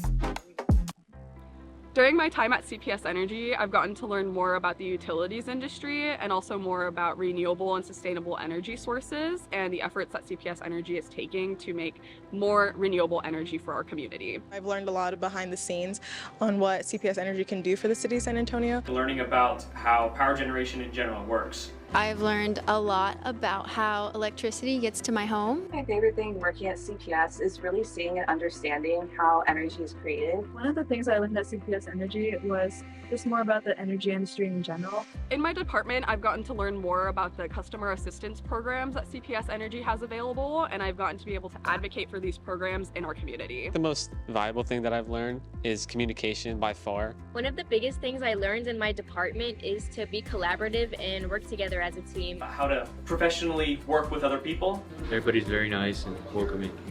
Constant supportive environment. The culture here is really nice. I've gotten to meet so many great people. I've met awesome and amazing people who have taught me so much. Learned a lot about debt management and municipal bonds. I learned a lot of technical skills in my department, such as programming. I've learned a lot about data analytics. My favorite thing that I've learned in my department so far is just like all the behind the scenes stuff that we have to do to make actionable steps. A lot of the times people just flip on a switch and just mindlessly think the energy's there. And in a sense, it is there, but it's created by a lot of people at CPS Energy that at times gets overlooked. There's a lot of things that go into it that a lot of people don't know about. And it's really important and very interesting to learn about. I'm happy to be here. Being here at the plant, you learn it takes a lot of teamwork, a lot of different machinery working together to be able to produce the energy that we use every day. Something new every single day, and there's never really like a dull moment. I'm learning something new, and I can't wait to come back in the next day. So what makes this internship unique from other internships, I believe, is the fact that there's a lot of events catered towards the interns, where we can learn like the workings of CPS Energy on a different level so that we know what we're doing and why we're doing it. My most memorable time with CPS Energy has been the volunteer events. I feel like I'm learning so much more than I thought I would. I've never felt more engaged in an internship compared to now. The hands-on experience here has been amazing at CPS Energy, and I've been able to work on a lot of different projects that I'm able to put in my ideas and creativity into, and it's really been a lot of fun and just a positive experience. One word to describe my CPS Energy internship so far would probably be productive. Transformative. Engaging. Adaptive. Informative. Exciting. Home. Positive. Electrifying. One team. We are one team. One team. We are one team. We are one team. Wow, thank you very much. I believe, and I want to call them out, again, this was produced by Corporate Communications, Brianna and Ariana. So thank you very much for that. Okay, so it's on to me. I had something written, but I'm just going to just go at it. So first, I want to start by thanking my mayor. I don't think I would probably have taken this, probably even just served on the board if it hadn't been for the mayor's vision. We talked earlier and we had a long debate about words, but in an environment where there was vision for diversity and equity, that's no longer the case. I will tell you that I was raised to work really, really hard and not expect a handout, but a hand up. And so I will tell you, I've had a love-hate relationship with the word DEI, because in many ways, historically, decisions have been made on my behalf that have made it really difficult systematically for many of us who are natives here from San Antonio that come from low-income areas to actually make it. And so if it wasn't for a vision like our mayor to have diversity at the table, I'm not quite sure I would be here today. And that's not because I haven't bootstrapped my way out of poverty and earned an education and started a business that today celebrated 30 years against many odds with my own merit and sweat equity. And so I did it mainly because of a daughter of a blue-collar mechanic who's sitting here, my dad.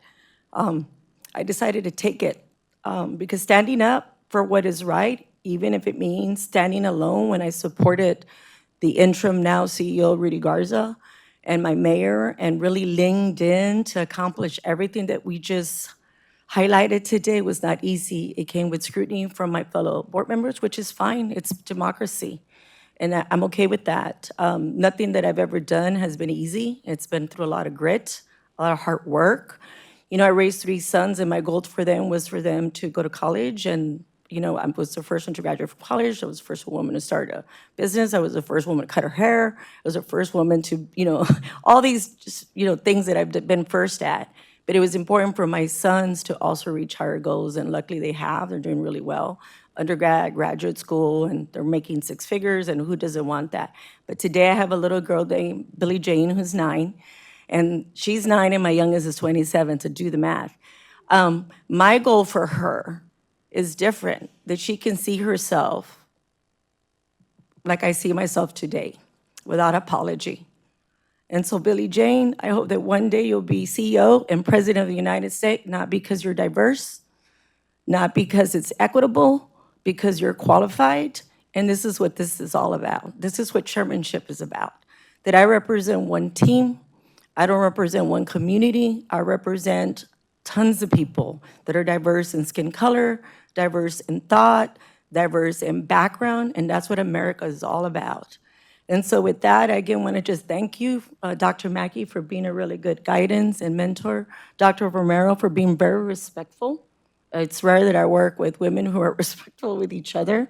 And I want to thank you. There's always a lot of competition and not a lot of love. But again, we may not always agree, but I respect her view. And I will be as respectful and as supportive as you've been to me. And I want to thank Rudy because there were times where I just not agree, and there was a lot of back and forth. As much as I always voted yes, it didn't come easily. There was a lot of behind-the-scenes disagreements in many ways that we had. But what I'm most proud of, again, is that anybody who's out there in San Antonio that doesn't believe they have a place, it takes leadership that's bold to bring individuals that are not going to conform, but that are willing to do the hard work, not because it's about them, but it's about an entire community, and that's called San Antonio. So in that note, I want to thank all of you, and my employees are in here, only Marisa, they kind of left. But my team had to do many, many hours without me, and as a small business, sometimes the CEO does not one job, but 5 jobs, and they've had to tackle on a good amount of work without my presence. So Webhead, thank you very much. Bill, which I'm surprised we're married to like this. We've been through a lot. And I think that it requires a level of intensity and focus when you're a disruptor and when you want to turn things around. It takes family sacrifice. And so again, to my mom, who might have been a homemaker, but for me, she was the CEO of a household who raised 5 capable, self-sufficient, productive citizens who have done very well in their lives. So as far as I'm concerned, she was an excellent CEO with a board of trustees that today are doing really well things, and that is a doctor, another business owner, or someone working for Nike, and we all came from humble beginnings, and that's a testament to immigration, and that is a testament for people who come to this country and again don't want to hand up, who work really, really hard and produce American citizens that pay their taxes and are here to do great things, such as lead an organization like CPS. So thank you very much. I'm not sure what my future holds here at CPS, but I will tell you I'm really proud of the last 5 years of the undertaking that we've done to gain the trust of the community, the trust of the employees, and from the security guards who always have a big smile for me, who, when I walk out, sometimes really frustrated, who tell me, it's okay, it's gonna be fine. That means a lot to me. You know, that someone out there, again, not a, Ivy League job, but they take pride and they hear everything and they see everything. And sometimes that thank you sometimes matters more to me than getting a distinguished honor from presidential. So again, thank you very much. And that concludes my chairman's remarks. And now we're going to move on to a very important thing, which is, again, part of the governance and democracy, and that is the nomination of the incoming chairwoman and vice chair for 2025. Okay, so we're again officially moving to that item. On November the 4th, the nomination committee met and recommended the new Board of Trustees. The Board of Trustees chair to be Dr. Francine Romero, and the vice chair to be Dr. Mackey, effective February the 1st, 2025. And Dr. Mackey, you can, as the head of the Personnel Committee, please continue. Yes. First of all, Trustee Janie Gonzalez, I would like to take a moment to honor our chairwoman, Ms. Janie Gonzalez. Under her exceptional leadership as chairwoman, we have achieved remarkable milestones together.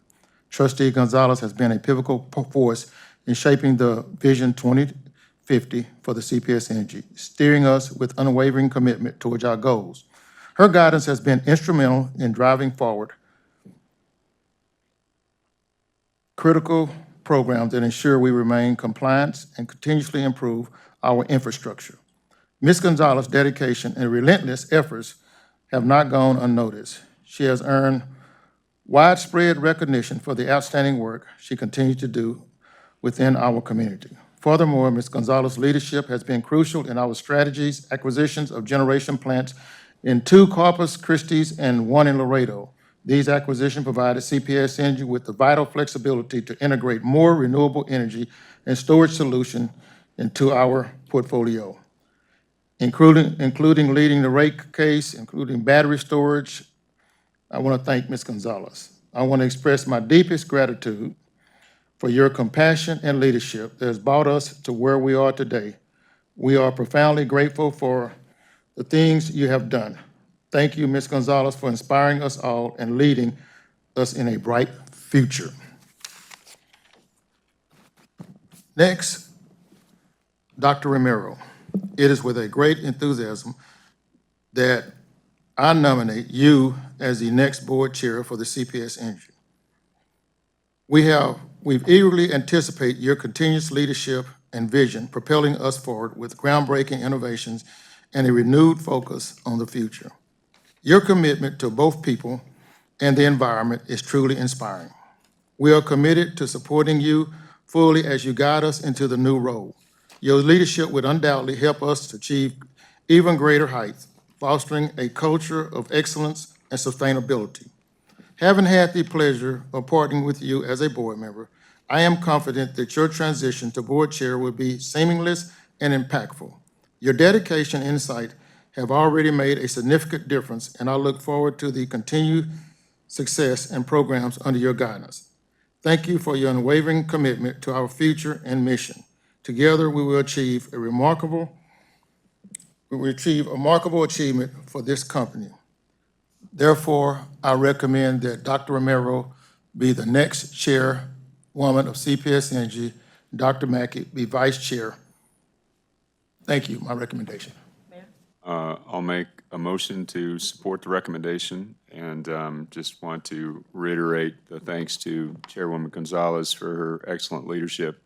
I've made the comment many times before, Rudy, that no one would want the job of leading an energy utility around this period of time, but this organization is stronger because of the leadership of the people around this table, particularly the CEO and the chairwoman. And I'm very proud to continue that work under our new chair, Dr. Romero. So with that, I'll make the motion. That was a second. Trustee Dr. Mackey? Yes. Trustee Steen? Yes. Mayor? Yes. Vice Chair? Yes. Chair? Yes. Motion carries. All righty, I think the next item is executive session. Am I correct? We have the review of action items. Okay, review of action items. All righty, let's go. We had 4 action items that were open, 2 closed during this meeting, and 2 will be closed in the near future. The 2 that remain open are to provide benchmark approval thresholds for board approvals on procurements and to get additional information on survey responses for residential customers. I have 3 new action items from today. The first is to include concerns on agenda item number 13 for Trustee Steen. The second is to include the reasons for the no vote on agenda item 14 for Trustee Steen. And the third is to include the reasons for a no vote on agenda item 15 for Trustee Steen. Ms. Ramirez, can you go that first one that we talked about, unresolved? You said that second one about The 2 open, the first remaining open, there was a request to provide benchmark information on threshold amounts for board approval on procurement items. Okay, that pertains to, kind of explain it. I believe that it was when we approved the procurement policy, there was a question about what other municipal utility boards used as threshold amounts to require board approval. So that material is being collected and will be delivered to you all. Okay. I believe those are all the items that were introduced, addressed, are still pending. So on that note, if you can take us into executive session. Yes, ma'am. At this time, this board is going to recess into executive session to discuss matters that have been duly posted under several provisions of Chapter 551 of the Texas Government Code, including consultation concerning attorney-client matters under Section 551.071, and to deliberate, vote, or take final action on competitive matters under Section 551.086. At the conclusion of executive session, the board will reconvene in open session and continue the meeting. It is 4:22, going into executive session.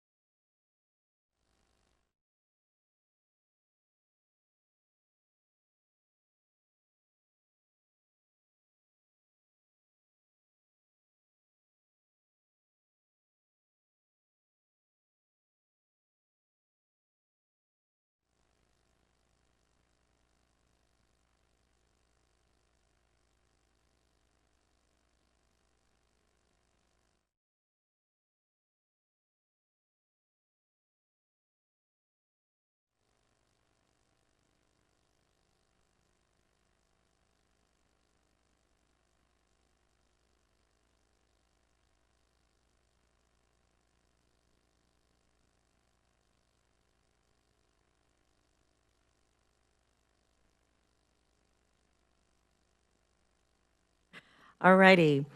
So we're going to go ahead and call to order the San Antonio Energy Acquisition. I need to call us back. That's okay. It is 4:30 PM and the board has concluded executive session. I can confirm that there were no votes taken and no matters were discussed that were not part of the posted agenda. We have a quorum and all members are present. Okay, that officially concludes our meeting. Is there a motion to conclude our meeting? Is there a second? Second. Well, Ty, I'll get to Dr. Romero. So the meeting officially concludes at 4:41. Okay, we're going to now move on to our next meeting, which is the San Antonio Energy Acquisition Public Facility Corporation meeting to be held on January the 31st. Again, location is our boardroom. Okay, on that item, Ms. Ramirez, if you could please call to the meeting. All Call the members are meeting present. order. We have a quorum. Okay, and again, the time is 4:41. There is a quorum. We're going to go ahead and move to item number 2, which is public comment. I believe there is no public comment. Thank you, Ms. Lopez. And then item number 3, which is the approval of consent items. Everybody should have this in your packet. 8 minutes of the PFC meeting held on July 29th, 2024. Financial authorization and approvals policy for banking and investing. Move to approve.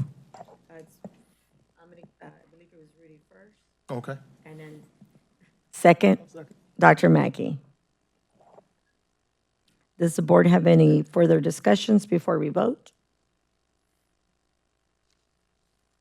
I believe there is no further discussion. Can we go ahead and proceed with roll call? Mr. Garza? Aye. Dr. Mackey? Aye. Mr. Steen? Yes. Dr. Romero? Yes. Mayor?